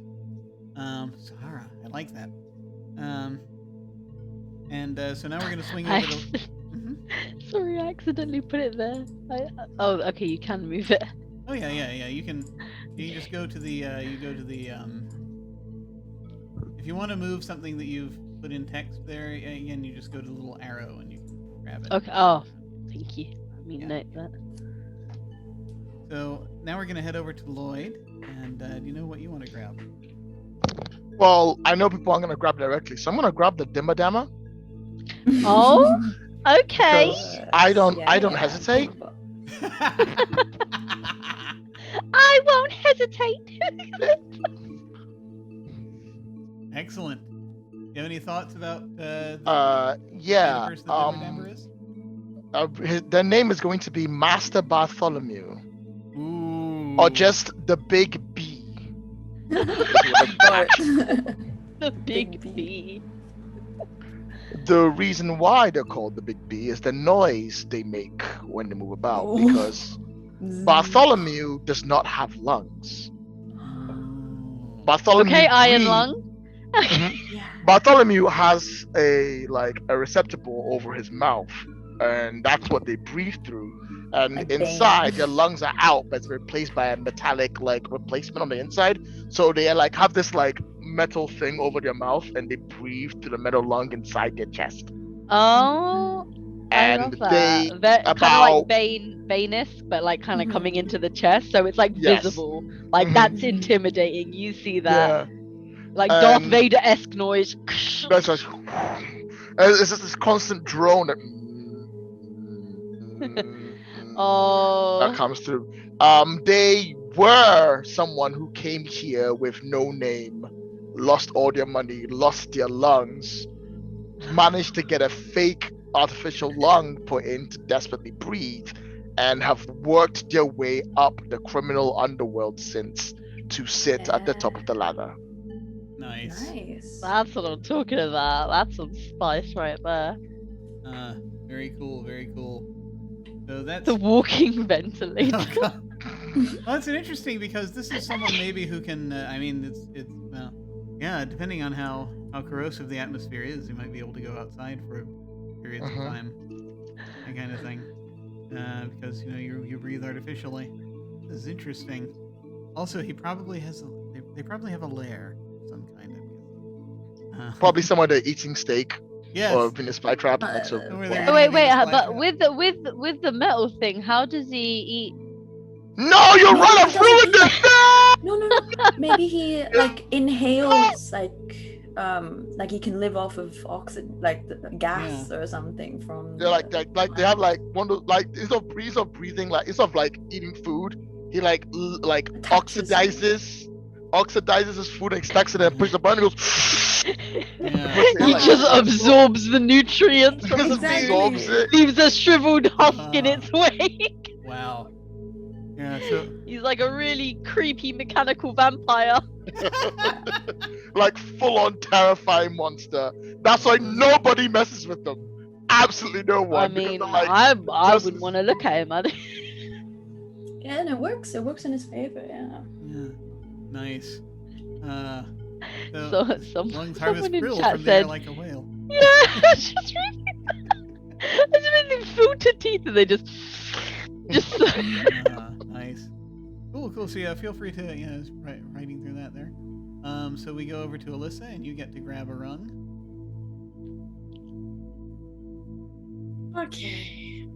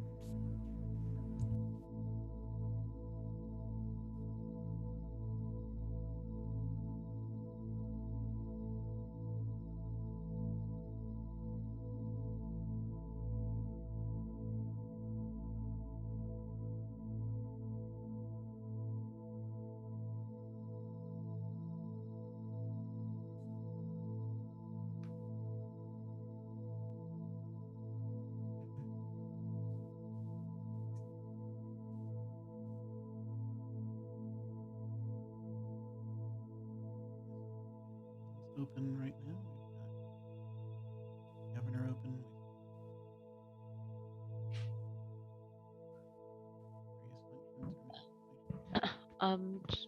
I thought also, would it be, I think, to follow in like kind of the trend of, like Dune and Blade Runner, if everyone only has like one name. Like surnames aren't a thing that exists. There are no families. There are no bonds. There's just your Well, status I think that's fair. and a name. Yeah. Could be a thing where I it's was like if thinking you have a that, and last then name, if you're if from you do somewhere have else.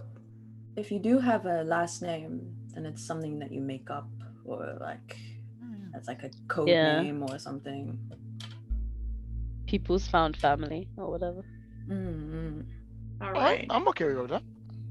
So Or it could be like just a faction you belong to. You have a nickname Alyssa, for it. did you come up with that? I'm gonna grab the criminal rank and file spot, and we've got to have some sort of entertainer, lounge singer / femme fatale. Oh, Yeah. what an icon. That's fair.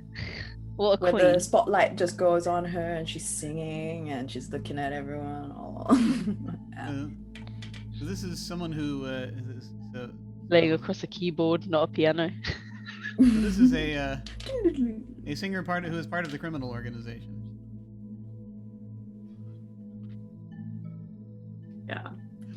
Very Yeah, sort she'd be of part if she works. for it. Julia in Cowboy Bebop or whatever.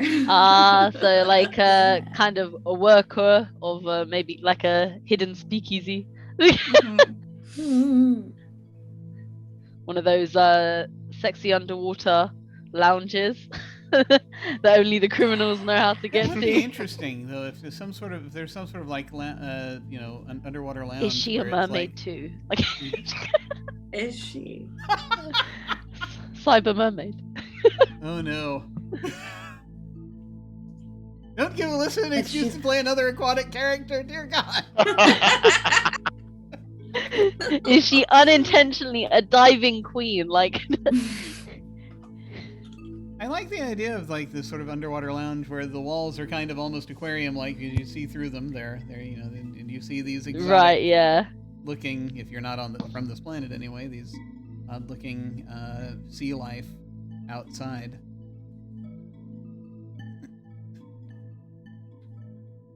I like that idea. Of course, am I going too high scale for what we want, or does that sound No, about I right? think like that's where it is, like the waterfall covering like you one got area. the vibe. Yeah. Maybe there is this kind of mechanical thing that kind of parts the waterfall, a hidden area. That's how they get in. Yeah. I like it. Okay. Echo. Oh my god, I love that name. Yeah. Now I must grab a rung here. Let me see. Everyone's chosen the underworld first. Well, not everyone. Except me. Yeah. I will I will take something from the authority side. Let's see. How high up a character do I want to play here? Who do you wanna be? Who do you want to be? Endless. I have to decide if I want to be a regular schlub or if I want to be part of the really deep in the system. Actually, I think I can. Yeah, I think I can come up with. Well, no. Actually, I have to decide if that's. Well, wait. I have to decide how strange or difficult that is. It's going to be. I'm trying to decide between either like a business owner or someone involved with the Marines.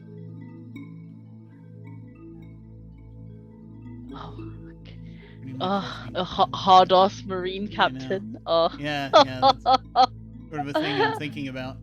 I've played Judge Marine Advocate captain in this of a game twofer. before. I have not played the Captain of the Marines. I could do. Actually, I think I'm gonna go grab the citizen rung. I think I'm gonna do it. I'm gonna get someone who is a business owner. For some reason, the first thing that pops into my head is a watchmaker, but it is probably gonna be something other than that. But just someone who is there, just trying to get by. Probably has a stand selling stuff or a stand. I like or that. a shop of some kind. Someone who has a shop of some kind. A shop owner. A car, a caravan. Yeah. Out of the boot of their spaceship. I have. I'm imagining a spaceship with a boot. Yeah, just just the side. All of these for you. Well, I have to be careful because if I swing too far, they'll end up on the criminal side. But you never know. The lines blur. Oh, shit. I think sometimes. But I'll go ahead and I think I picked out the because I don't have time to think. I'm going to I just grabbed a random name. I'm going to go with McCarthy as the character's name for now, and may change it later. Someone who sells things. I don't know if they make things as well as sell things, but they run some kind of. Is he a merchant or a tradesman? It's an interesting question, isn't it? I think it's probably going to be. I feel like it's going to be slightly closer to the tradesmen who started their own business. Yeah, maybe like a tailor. Turns out it's done well. Mm. Yeah, so it could be like it could be a tailor. That could be pretty good. So yeah, someone who does that, and it's their services are sought after, but at the same time, it's not. They are where they're on freaking they're on freaking New Kalima, so it's still how well is it done? But yeah, something like that. I like the tailor idea. I might go with that. But so I'll let that germinate in my head. Oh, with the tailor thing, I guess it's something it's like always in demand, but you can't. It's hard to recover because I guess the material kind of because the people who can't afford the people who can't get the spacesuits for walking on the surface, I'm guessing it's just they're focusing on their like hands, feet, and face cover, then maybe like swathes of fabric that cover over them to traverse. Yeah. You're it's- constantly working, but never have enough materials to work with. Yeah. But there's a demand. So Mhm. that's something. Okay, yeah, I'm liking the idea here. So let's swing back over to Casa, and now you get to grab an available rung from the underworld side. Yep. Actually, I- there's only one rung on the underworld side you can pick. That I can, yeah. Is I think we're gonna have like a big boss. Like the second boss, like yeah. of I don't know, like maybe the Dimber-Damber's like right hand man or something. Would that be on the second? Yeah. So is it the would it be the right hand man in charge of vice, or right hand man in charge of breaking skulls? Vice or violence? I like that. Vice or The vice. right hand or the left hand? Oh yeah, that's a good one.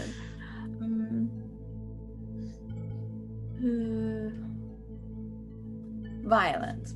So their security, yeah. Okay, so it's going to be their His captain. bodyguard or something. Yeah. Yeah. Cool.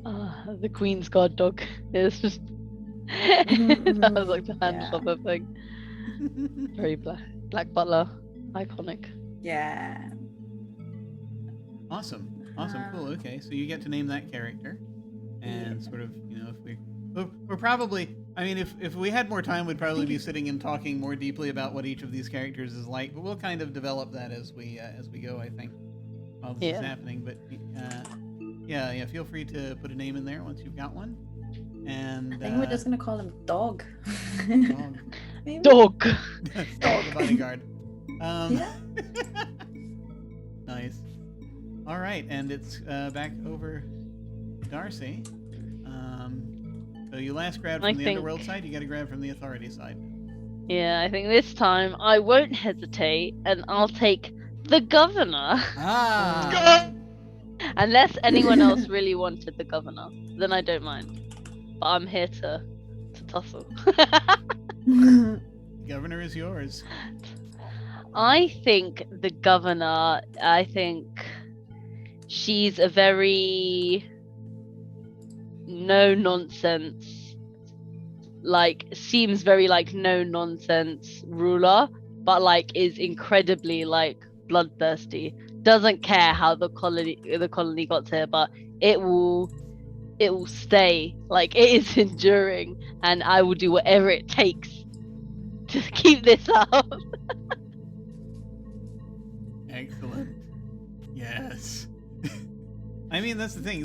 You're probably not the original governor, because again, it's been 50 to 100 years, so you can. Yeah. There's. Or am I?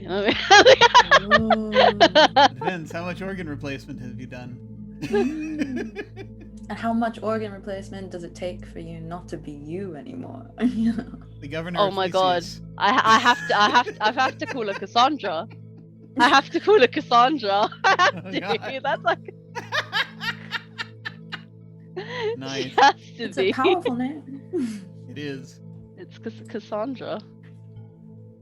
Awesome. So it's going to be over to Lloyd. You get to grab something on the authority side. Yeah, I'm gonna pick the functionality, and I'm going to make Captain Lin.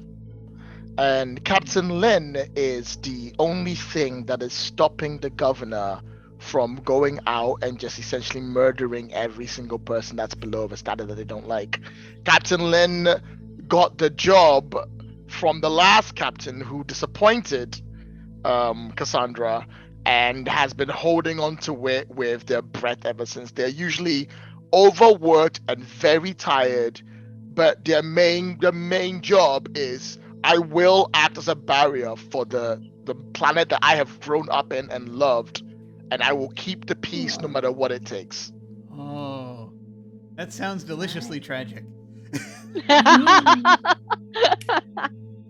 This is delightful. Oh, this is Best good. kind. Yeah. I love this. All right. So, and then while we're looking at that, Alyssa, you now get to. Governess of pain. Okay. Well, it looks like you have been. So here's where things get weird, is because you have no choice but to pick the rung that is opposite you. Make another space marine. If you would like to make another space marine, you may do that.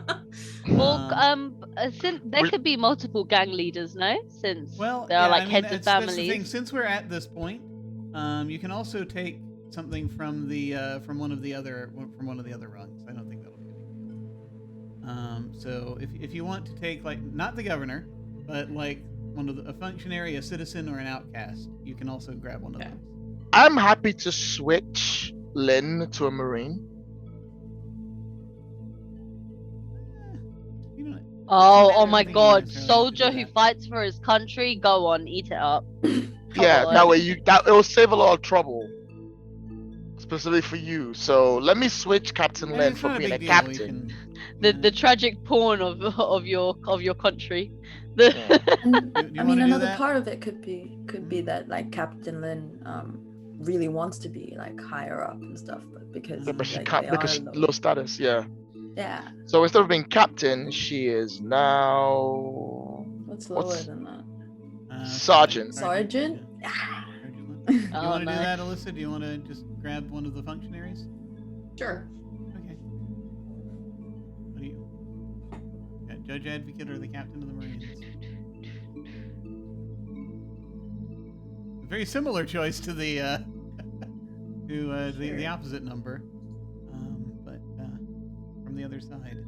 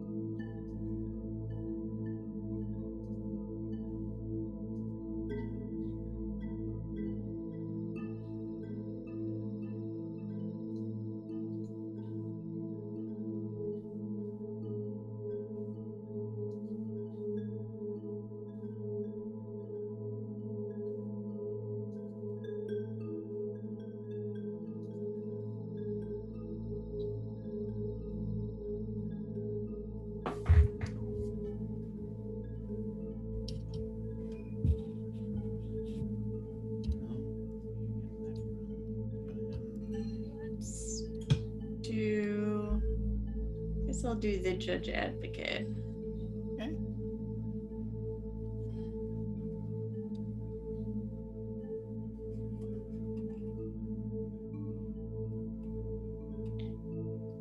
What does a Judge Advocate do?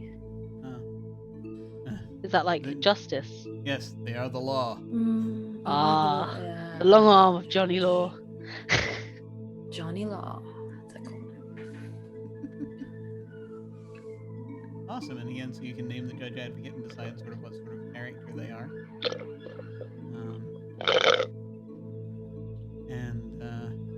That, of course, means I'm going to be playing one of the convicts.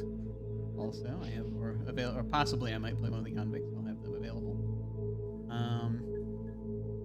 Judge Advocate Mercy. Mercy. Yeah. Is the name contradictory? Yes or no?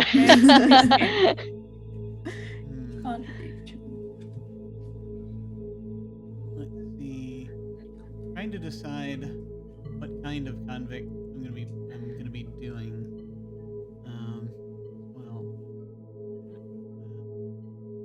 Judge Advocate Mercy is Mercy appropriately named or ironically named?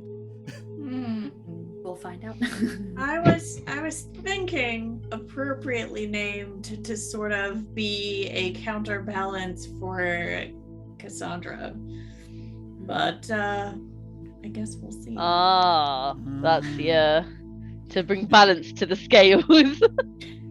Otherwise, who knows? Cool. So now I've just got to decide. I picked the name Samuels for the convict that I'm going to be playing. So this is someone on the inside who has committed some sort of crime or other. I think just to make life easier on myself, I'm going to limit it to one of the 3 crimes that come up in Dirty Secrets. So that someone who either has committed murder before, someone who has stolen something, or someone who has committed blackmail. And And any number of those would be interesting. I guess it depends on whether I want to play someone who is like Lord of the Inside, or who is more like just someone who is in the wrong place at the wrong time. Oh. Or who needed something badly. I think since I'm playing a shopkeeper, opposite this, I'm going to rule out theft. So it's going to be either a murderer or a blackmailer. Oh, but also, how long have you been in there? That's a great question. Or did you go in when you were young, and now you're old, and like maybe you're wise to the system now? You know what gods are lax. Yeah. You know the ins and outs. Trying to decide. Do I want to play someone? Yeah. Do I want to play fresh someone faced? Do I want to play someone sympathetic or someone who's an utter bastard? This is Oh. another question. Yes. I haven't decided which Yes one to McCarthy both. is either. Is McCarthy a bastard? It is. When you hear McCarthy, you think, oh, Oh yeah, you old do. McCarthy's Nice a guy. bastard. Yeah, you tend to. Mackie C. I think I'm actually gonna. Yeah, I think I'm going to play Samuels as the bastard. Actually, now that I think of it. not to play to stereotypes. But I mean, it might be best for me to reverse that. Since in real life, it would be the other way around. But let's see. Yes. I'm gonna reserve judgment on. I'm gonna have to decide. We'll figure out what kind of bastard he I'm is. gonna have to figure out whether he's. I'm gonna think about it. Oh, so I haven't not sure of the decided. crime yet. Yeah, I haven't Either. decided. It's gonna be Okay. either murder or blackmail. But it's the thing. If it's blackmail, he's gonna be an utter bastard. If it's murder, he's probably Wrong place, wrong time. either that or be an ironically nice person. Aw.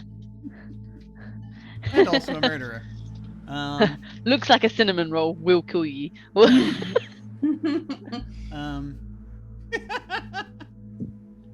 If I just want to be like Lecter, then I could just be very nice person.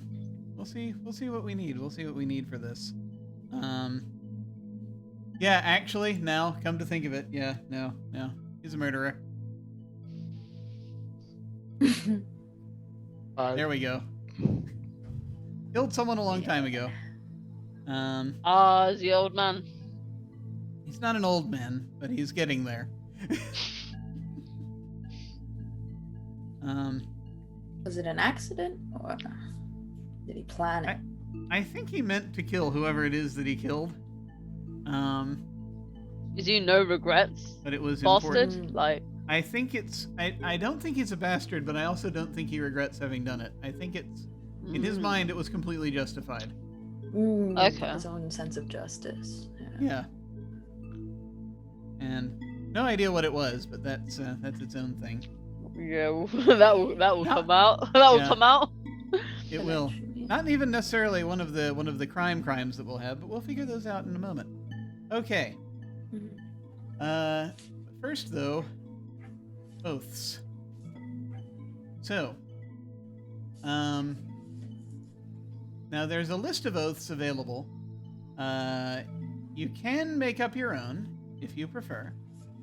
That's absolutely fine. But we've got that list of oaths down below to get you started.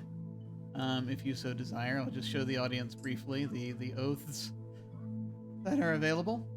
According to the rules of the game, typically when we set it up, usually you pick one off the list. But there's no problem if you want to just make one up as well.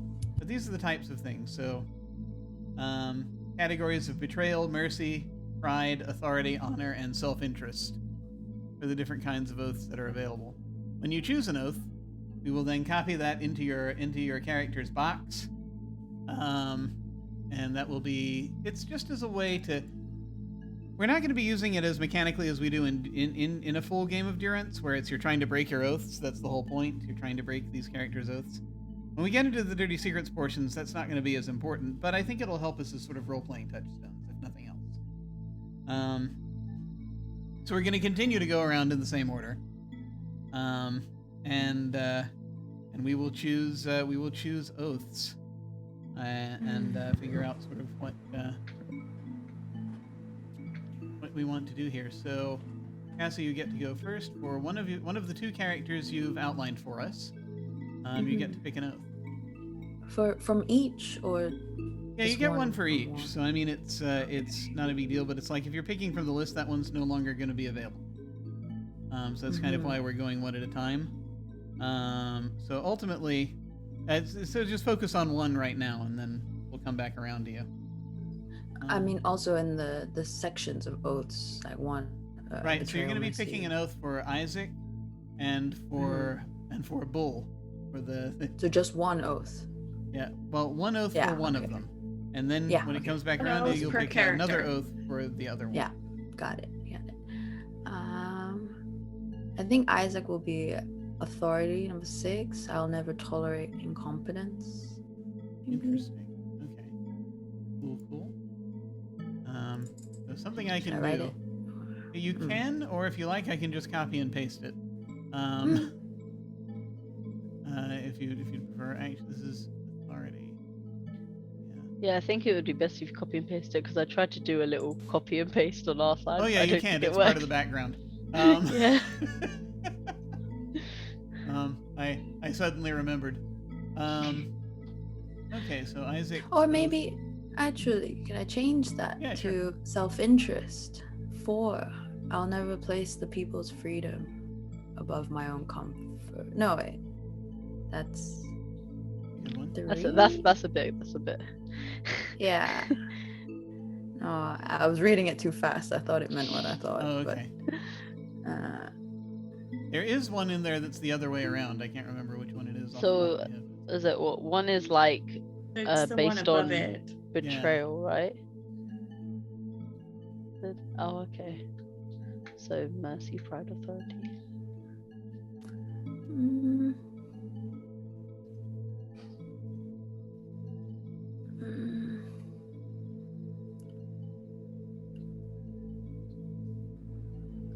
Oh, okay. 3, that I'll never place my own safety over the people's freedom.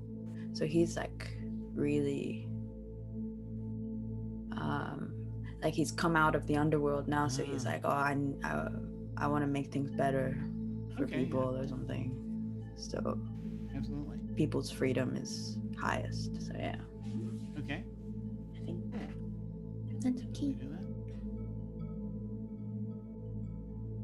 Try to actually.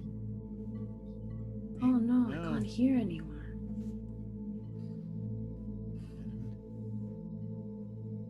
Aren't you? I wonder why that is. Oh no, I can hear. Oh, okay. But I can't. We just not said anything. That's all. Got it. Okay. Okay. No. We've been quiet, just sort of figuring stuff out. We all have our reading voices on. Yes, that's right. Oh, okay. Good, because there was a lot of oaths, and I was just looking through it. Oh, no worries. So that takes care of that one, and now we are over to Darcy to pick one for one of her 2 characters. So, can I choose which character, or just do I just? Yeah, you can choose Is it which Sahara first? Oh, okay. For Cassandra, I think I was gonna pick. I will never tolerate insolence or disrespect, Okay. and I think just like kind of expand that to not just of my position, but like of like what it means, like the legacy of the planet, that kind of, or the colony, that kind of thing. Yeah. Okay, cool. That's under authority, I see. All right. No, that's perfectly fine. Oh, yeah. Raise this up a bit. This way station. No one will disrespect anyone. No one will disrespect me or my authority of this way station. And that actually works with what we talked about for the way station, thinking of itself as like a superior thing. Because remember, one of our drives is status. It's the best way station, the best one. Yeah. Maybe it got a reputation as that. Yeah. And that's kind of the thing they're trying Like to this maintain. is I think it's more like it's infamous. I think it's like along those lines. Yeah, it is feared. This may be a hive of scum and villainy, but it's our hive of scum and Yes. villainy. All right, So we're over to Or it's like the Lloyd. delusion of the authority. Um, This is my perfect little station. Like this is my little kingdom. No one can take from me. That's perfect. I will be picking Sergeant Lin for my first one, and hers is self-interest. I will never forgive Samuel for what he's done. Oh. Oh, That works. That works well. Yeah, we have that person available. All right. So let's go ahead and in there.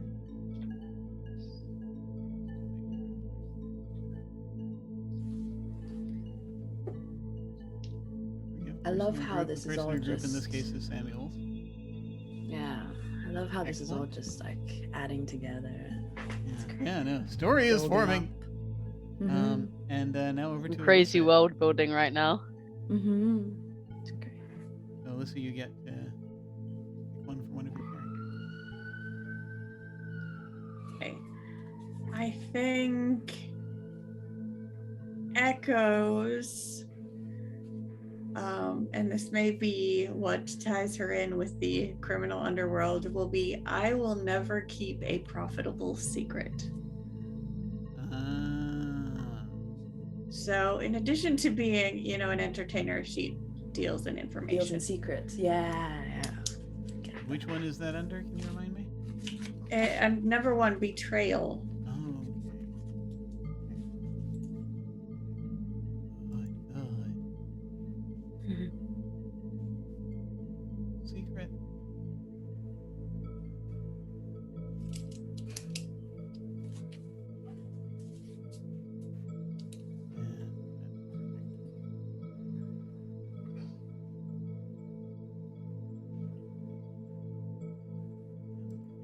Okay.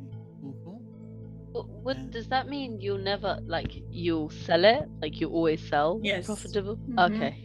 Yep. Just double checking. If she has a secret and she can make money off of it, it won't It's be no secret longer for a long. secret. Hey. I love that. That's great.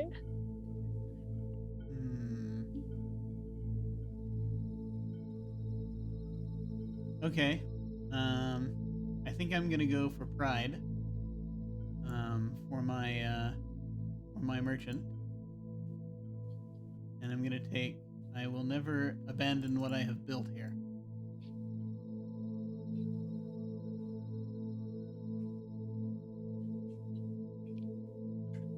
Very proud of this business that they've put together.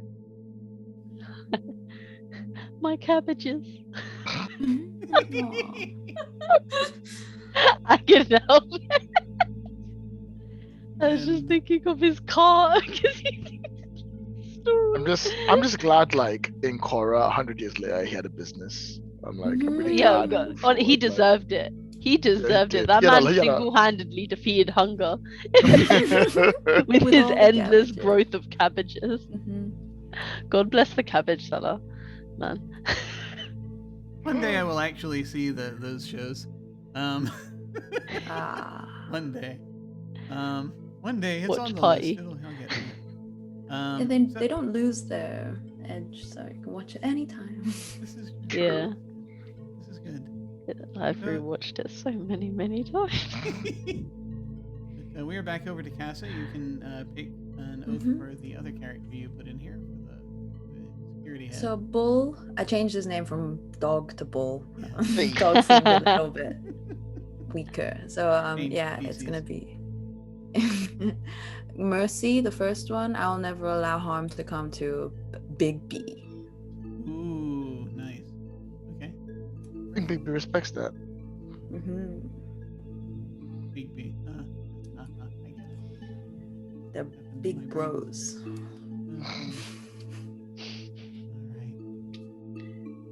Okay. Excellent. Everything's starting with a B as well. Bull, bros. No. That's true. Oh, Alright. So now it's over to now it's back over to Darcy. You get to pick for Sahara. ooh. This one was a bit hard, but I think I think. Oh, there was one. Oh, maybe I just read it wrong. Oh right, I will never allow the natives to suffer because of our folly.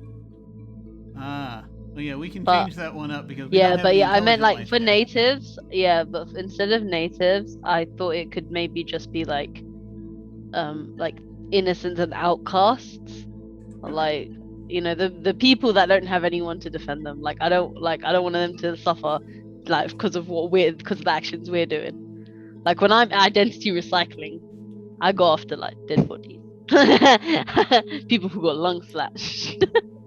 That works. Absolutely. I have works. pity.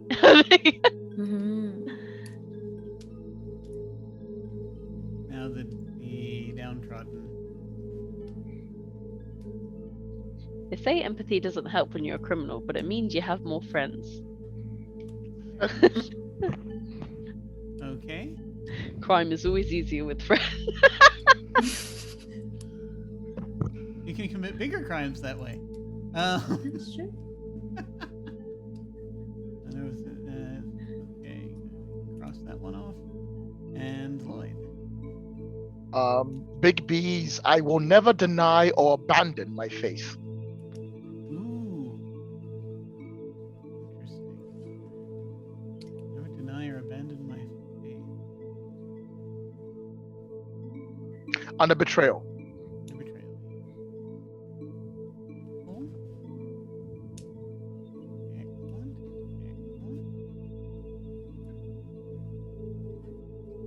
Very interesting. Very interesting. That's interesting, Jim. You should tell us more. Yes, I think it's very interesting. Okay, Doc. I thought it was just me. And I was like, oh. And now over to Alyssa for your other one, for your judge advocate. Or Judge Advocate Mercy.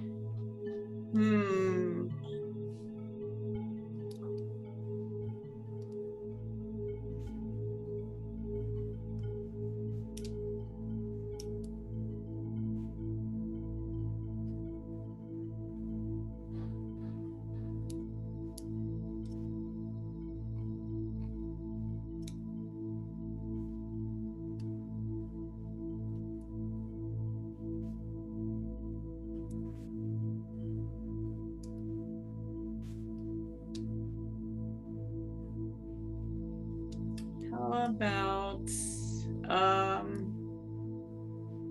under mercy, I will never allow an innocent to go hungry.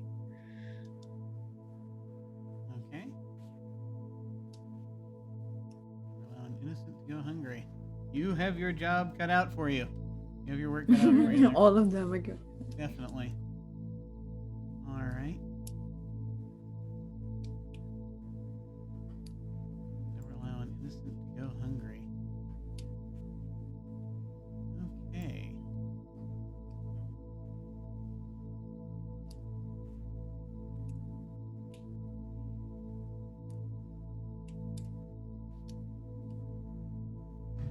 All right. So now I must choose for Samuel's.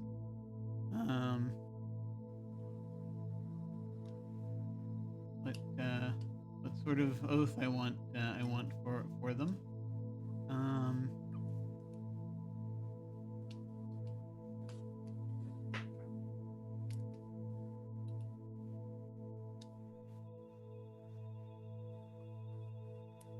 So I will never rat out my mates. Sounds like a good candidate here. Unless I want to give them a relationship with someone and say I will never betray my beloved.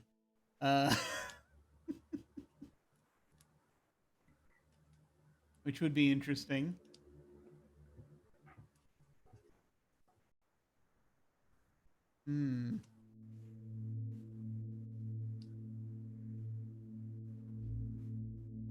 Although, yeah, I actually, I'd rather leave that sort of connection up to the mechanics of Dirty Secrets, actually, now that I'm thinking about it. Because because there could be revelations that forge such things. I mean, we can still declare such things if we want to. But, let's see.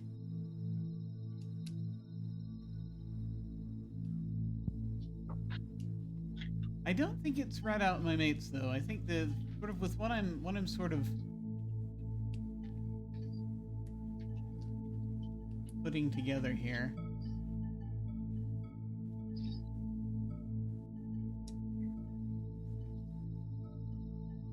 Huh.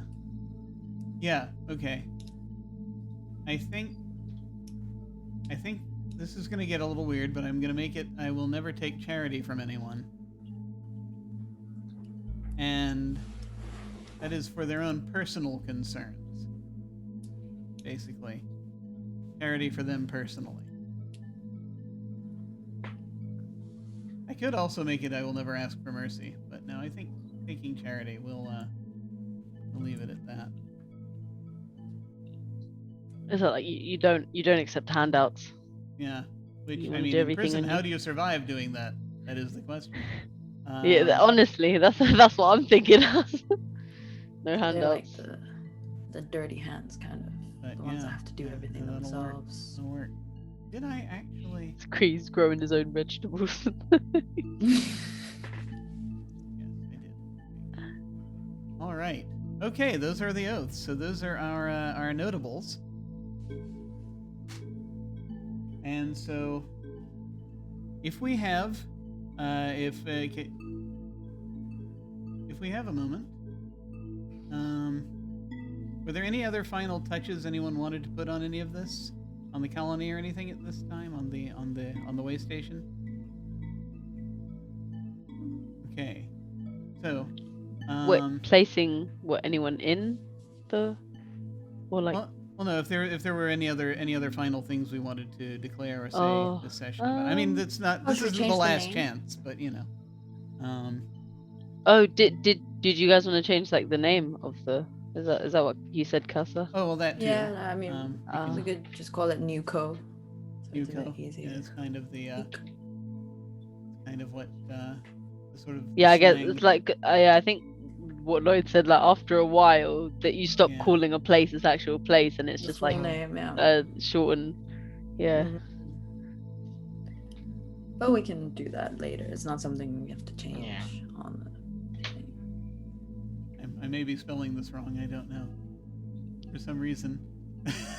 I spelt NuKo as NeWko. It probably is. But I was amused for a moment. It's cute. It does. The idea of double meanings. Like Nuka-Cola. Yes. Yeah. I like it. Because it's like nuclear, yeah. Yeah. Oh, I the was thinking Nuka-Cola about that bottle's because, up there. I can't reach it. The reason. Well, let me advocate for this for a moment. The reason I'm thinking of making it the NuKo is not only for the double reason of like there may be a joke going around that someday someone's going to nuke this place, but then also the idea that you get neighborhoods that usually usually you see it with streets, right? Places named after streets. Soho is South Houston, for example. Yeah. Depending on which Soho you're in. Obviously, I'm talking about the one in New York. But we have an area around here called in my city called Noda, which is North Davison. And so it's always like a 4-letter thing. And I was thinking they might shorten it to that, basically, in UKO. And then also it's sort of a little bit of a double entendre for folks who are of a particularly grim disposition. NuKo. Like it. So here's the if we think if we're good to do this, we can either do this now or we can wait till next time. I'm good either way. This won't take long, but it's just in terms of figuring out what the first crime is. Ooh. There's a system that we use for this. Ooh. Are we good to jump in on this? Or do we? I wouldn't mind. Yeah. Let me know if we need to. If we need to pull back. But here we are. Okay, so the type of so now switching briefly over to Dirty Secrets. The type of investigation we're going to be doing. This is going to be the type of story we're doing is their novella category. Which means that it's a medium length story. When we did a Dirty Secrets campaign here, many moons ago, which was actually the first short campaign I did on this channel, as a full campaign, it took about 4 sessions ish. So the novella size, so basically it's going to use a crime grid, which we'll get into next time. But the total number of open character cards you have for it, that is people who can be either suspects or victims,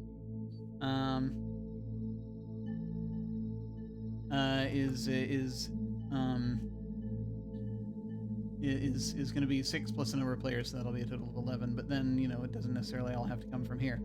Let's go ahead and take a quick break.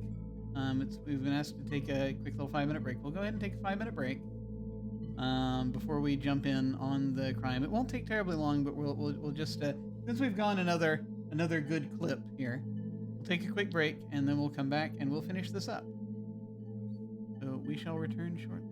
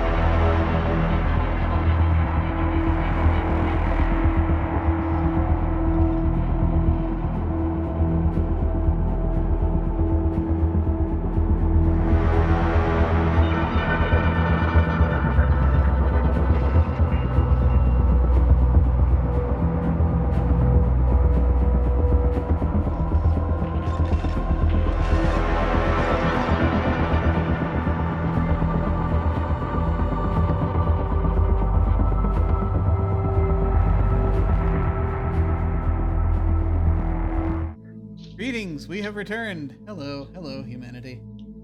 We are now going to figure out. We only have a little bit left to do. We're now going to switch over to Dirty Secrets, the Dirty Secrets rules for a little bit. We've replaced the character generation rules in Dirty Secrets with the character generation rules from Durance, as has been noted. We must have a crime. We must have a crime for Casa to solve, and this is as I was saying before, this is a novella length narrative. So there will be a total of 3 crimes, but we only need 1 right now. So, to generate the first crime for your story, it says the investigator rolls on the crime generation chart, which I'll explain what that is in a moment. I didn't put it in there, but it's very simple. In the space for the victim's name, leave the perpetrator's name blank. If this initial crime is not a murder, we'll be marking one of the other blank crimes as a murder. So we're gonna have at least 1 murder in this narrative. And so, okay, we will be interacting a little bit with the crime grid for this, but we'll do that part momentarily. So, Casa, what I need you to do is roll a d6, and it's going to be either a murder, a theft, or a blackmail, and that's going to tell us which one it is. I believe in you. 4. 4. Okay. So 3 to 4 is theft. So the crime is For going to be a first theft. crime, yeah. Yep. And I'm just going to write it off to the side for right now. But actually no, I can see the other screen. What am I doing? I'm gonna quickly write theft in there. Probably not quite as large as it's making me write it right now, but we'll figure it out. Okay, so it's going to be a theft, and now we need to. And so now we know the first crime is not going to be murder, but there will be a murder at some point. And you're going to. The drama's made up and the murder doesn't matter. So, Casa, I'm going to place where we have to figure out who the victim is. Mhm. So, the way that this is done, since we skipped the Dirty Secrets character creation, we must decide who the victim is from among these characters we have just generated. Who has had something stolen? And now, typically, when you're creating characters in Dirty Secrets, there's a certain semi-random element in who those characters turn out to be. Usually the player to the left of the investigator marks the card as victim and chooses a thing about them, and then someone else chooses a thing about them, and someone else chooses a thing about them. So we could so we have 2 ways to do this. We could either just sort of try to come to a logical decision, or we could decide randomly who the victim is by dint of probably like a d10. I'm kind of leaning toward doing this randomly, but what do you folks think? I think either, like, any one of them could be a good story. So, yeah, Like we're rolling a randoms. d10. Let's roll it on. Let's go. All right. Let the dice decide. I will roll a d10. 7. 7. So, how are we counting this? One, Oh, by the way, sorry, did you sorry. figure out where you were going? I was Yeah, sorry, I was didn't like, which mention. way? I was going down the left column, then down the right column. Okay, so it's Okay. Bullhead. It's Bull.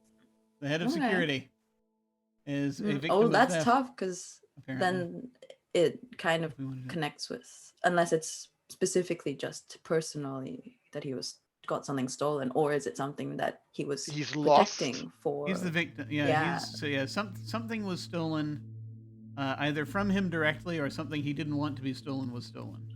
Well, I mean, it will definitely be something that's stolen that can give harm to Big B, right? Because that's his Probably, oath, and yeah. he'll never allow harm to. That is his oath. So Bull has had something stolen. So we know that Bull is, first of all, we know now that Bull is going to be one of the characters with a capital C. So someone's going to get to play Bull. We'll figure that out amongst ourselves. And so that's the first victim. And now all we have to do is determine the suspect, which I reckon. Which I reckon we'll also decide randomly, probably. If we're good with that. So who would like to roll a D9? Oh yeah. I'll do it. There a Alrighty. D9 in the Go for it. thing? Oh, you can make the. Yeah, you basically. 8. Oh wow. Okay, so that's the So next to how- the last one. On our chart. Echo. So Echo is the Ooh. Echo is the suspect. Doesn't mean that she's guilty. Of course, she would be the first suspect, though. But she's Makes the sense. first I mean, suspect. Fatale, right? Okay. Mhm. So this is a crime largely affecting the underworld right now, but other things will probably get involved. Bull is the victim, and and right now Echo is being Suspect number 1. Okay, let me just go ahead and check in here.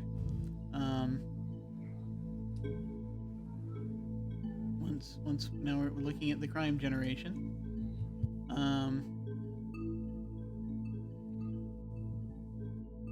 Good. So roll a die to select a space on the crime grid. Write the victim's name in this space and place the witness there. Okay, so the audience will not be able to see this right now. But, Sorry, audience. Sorry, audience. Casa, I'm going to need you to roll 2 different d6s. And the first one will be the down the left column. The second one will be the first one will be the not red die, and the second one will be the red die. Basically, and that'll tell us where on the crime grid we're going to put Bull's name. So, okay, so just D6. There's 1. Okay, so Oh, it was a first 1. row. And then a 2. Okay.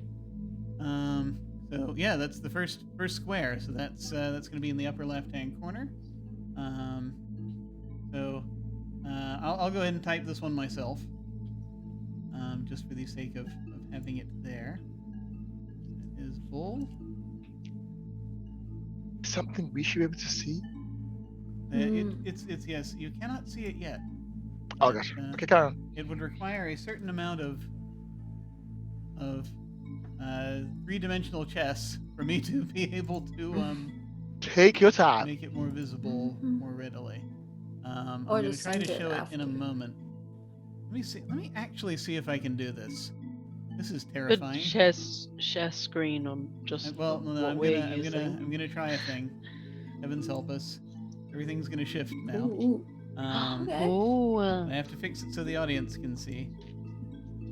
So let me go ahead and do that. Okay. So what we're looking at, we're looking at the crime grid. So over here, over on the right, let me go ahead and move it a little bit so you can see. There we go. Okay. So, and we're going to take the pawn and put the pawn there on that space. And that's where you start. That's where you're going to start when we set this up next time.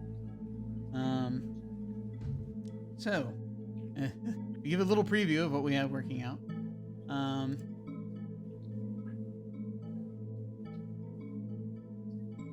So that is that. Now, we just need to determine your connection to the case. So, one of the characters that you create as part of the setup is the investigator's connection to the case. To determine which one, the investigator rolls on the appropriate investigator connection table for the number of players in the game, the investigator's relationship with this character, personal, professional, or other, will draw them into the case. If the investigator rolls other character, he must pick an existing character other than the suspect or victim. If the investigator rolls create new character, he creates a new character using the available character cards. Does this by choosing all the necessary demographics, etc., etc. Okay, so here's how we do What this. should I roll? So we have 4 or 5 players. We have 5 players. So you're going to roll 1 die, and it's going to land on either create new character, other character, suspect, or victim.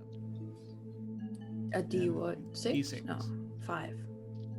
D6. Yeah, D6. 4. Okay, so that is suspect. You are connected to the suspect in some way. Echo. Your investigator will have a connection to Echo, Mm-hmm. and that is going to be how you're going to be drawn into the case. Maybe she frequents the speakeasy, frequents the bar, and she. And so the noir trap Happy is for- laid. Good Yeah, times. it's just. This is. I mean, please, if you have suggestions as well. That sounds good. Yeah, please. That sounds good to me. If this is a really high-end speakeasy type, right? Is that right? I think, yeah.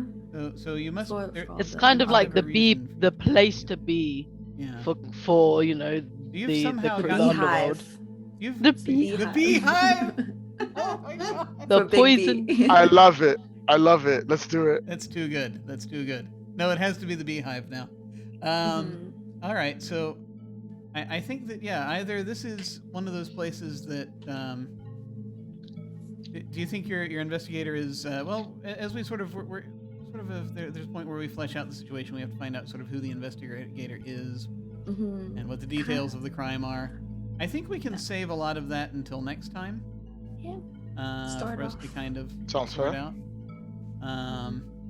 So we've got the details hammered out. I suspect if you frequent that place for whatever reason, that it's either you've got an in with somebody there, perhaps Echo, Mhm. Mhm. and that's why they Gives let me you free in. drinks. Yeah, entirely possible. Because if it's like an exclusive type underwater thing, Mm, right? Then There'd be a reason she's there. yeah, you have to. But we can come up with that. That's not a problem.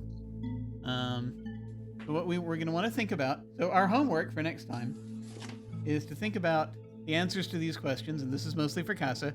Casa, as the investigator, is going to need to be keeping records of things that happen, also, Yeah. because this is how they figure out the details of the crimes. I what might happens need to with- get a new notebook, but yeah, definitely. But the questions like who is the investigator, what is the nature of the investigator's relationship with their connection, and what exactly happens to bring the investigator into this case. And we can actually contribute to that also, obviously. We can brainstorm it a bit. Also, what are the details of the crime is something that we'll all sort of need to weigh in on and figure out. Like what's been stolen, and that sort of thing. And why is Echo a suspect? And if Echo is actually contacting Casa's investigator to do this, then it seems to me she must realize that she's a suspect. So either she's already been so she's accused or trying to she's get- getting ready to. Yeah, and she's trying to get, like, clear her name. And that's why, maybe. I don't know. Oh yeah.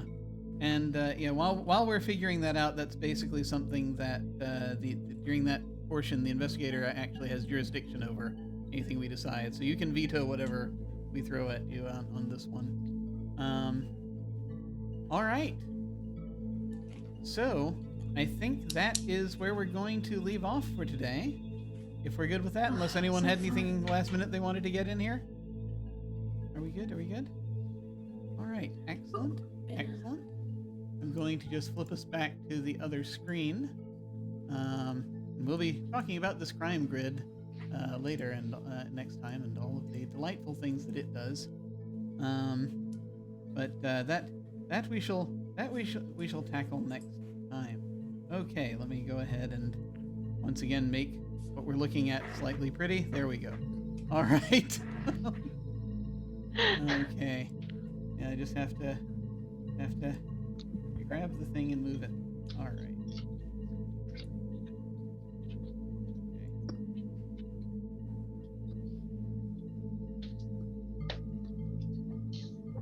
Okay.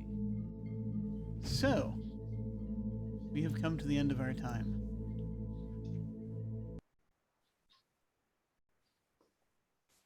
So, thank you all very much for coming and staring at us doing that while we do this.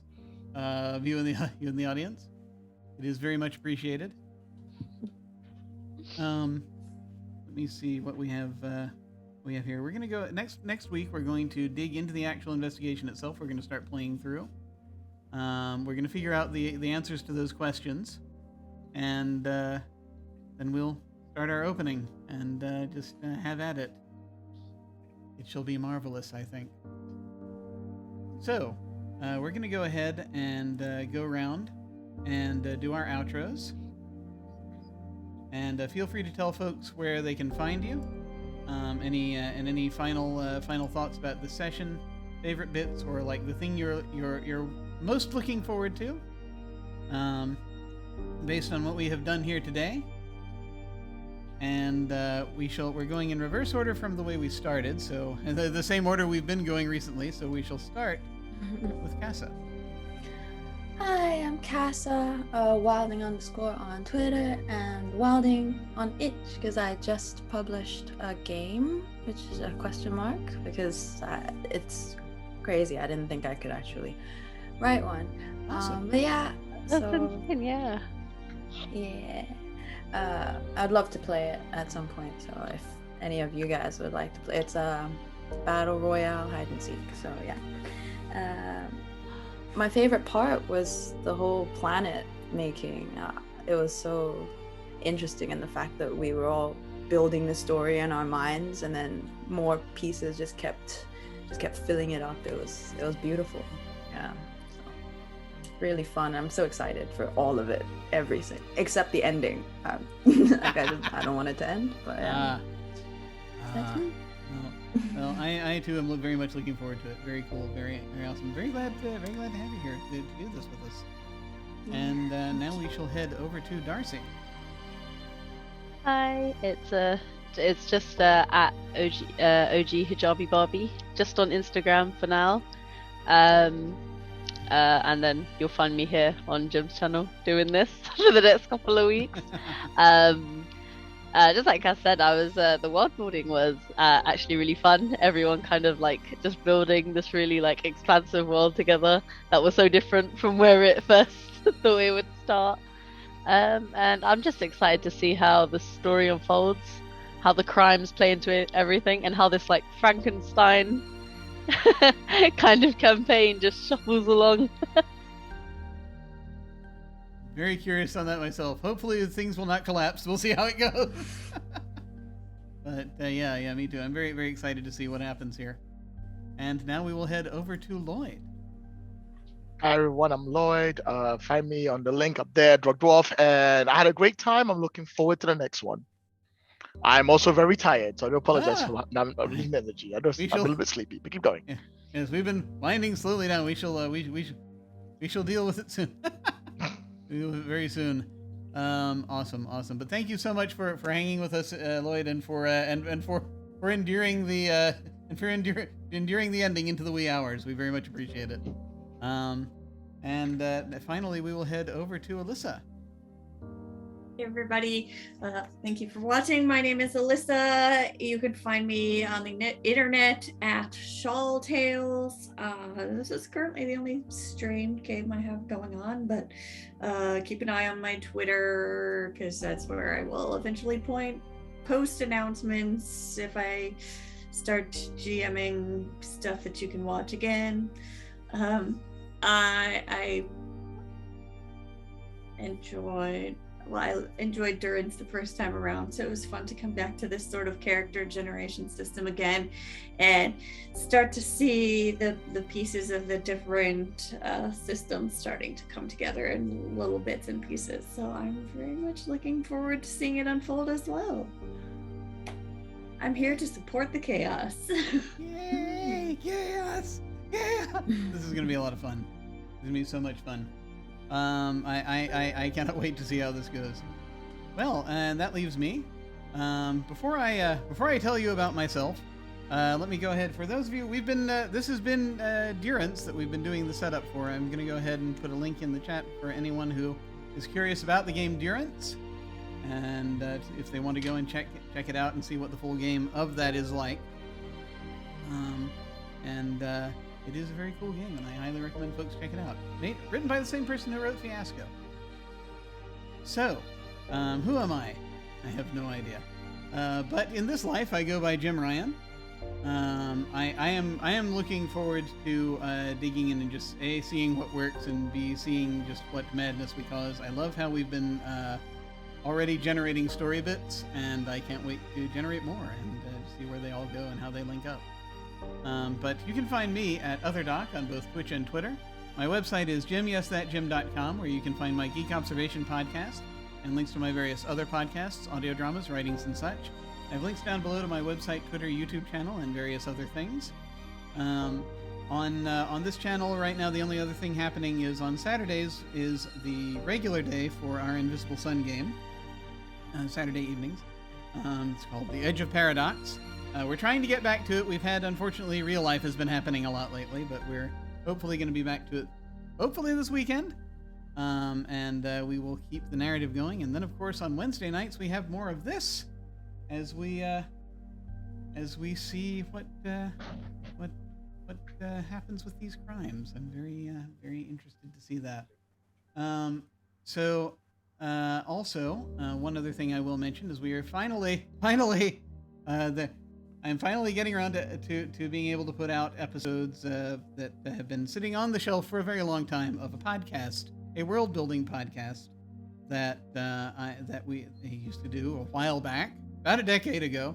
But we've got a few new episodes cropping up. A couple have been posted already. So if you're interested in world building and want to hear basically a podcast where every episode we build a world, go to crucibleofrealms.com, and that is where you can find that. In the meantime, folks, I thank you all very much for watching. When we hit the end card, we're going to send a raid over to somebody. Let's see. Have to lean quite a ways at this time of day. The Chromatic Chimera is doing 13th Age. Lantern Noir is doing Kids on Brooms. And Nomadic is playing something. Gnome is playing something. We haven't seen them in a while. We'll go over and raid one of those folks probably when we hit the end card. Feel free to hang on and say hi to them with us if you are so inclined. In the meantime, folks, thank you all very much for watching. Take care, and we will catch you next time. Farewell.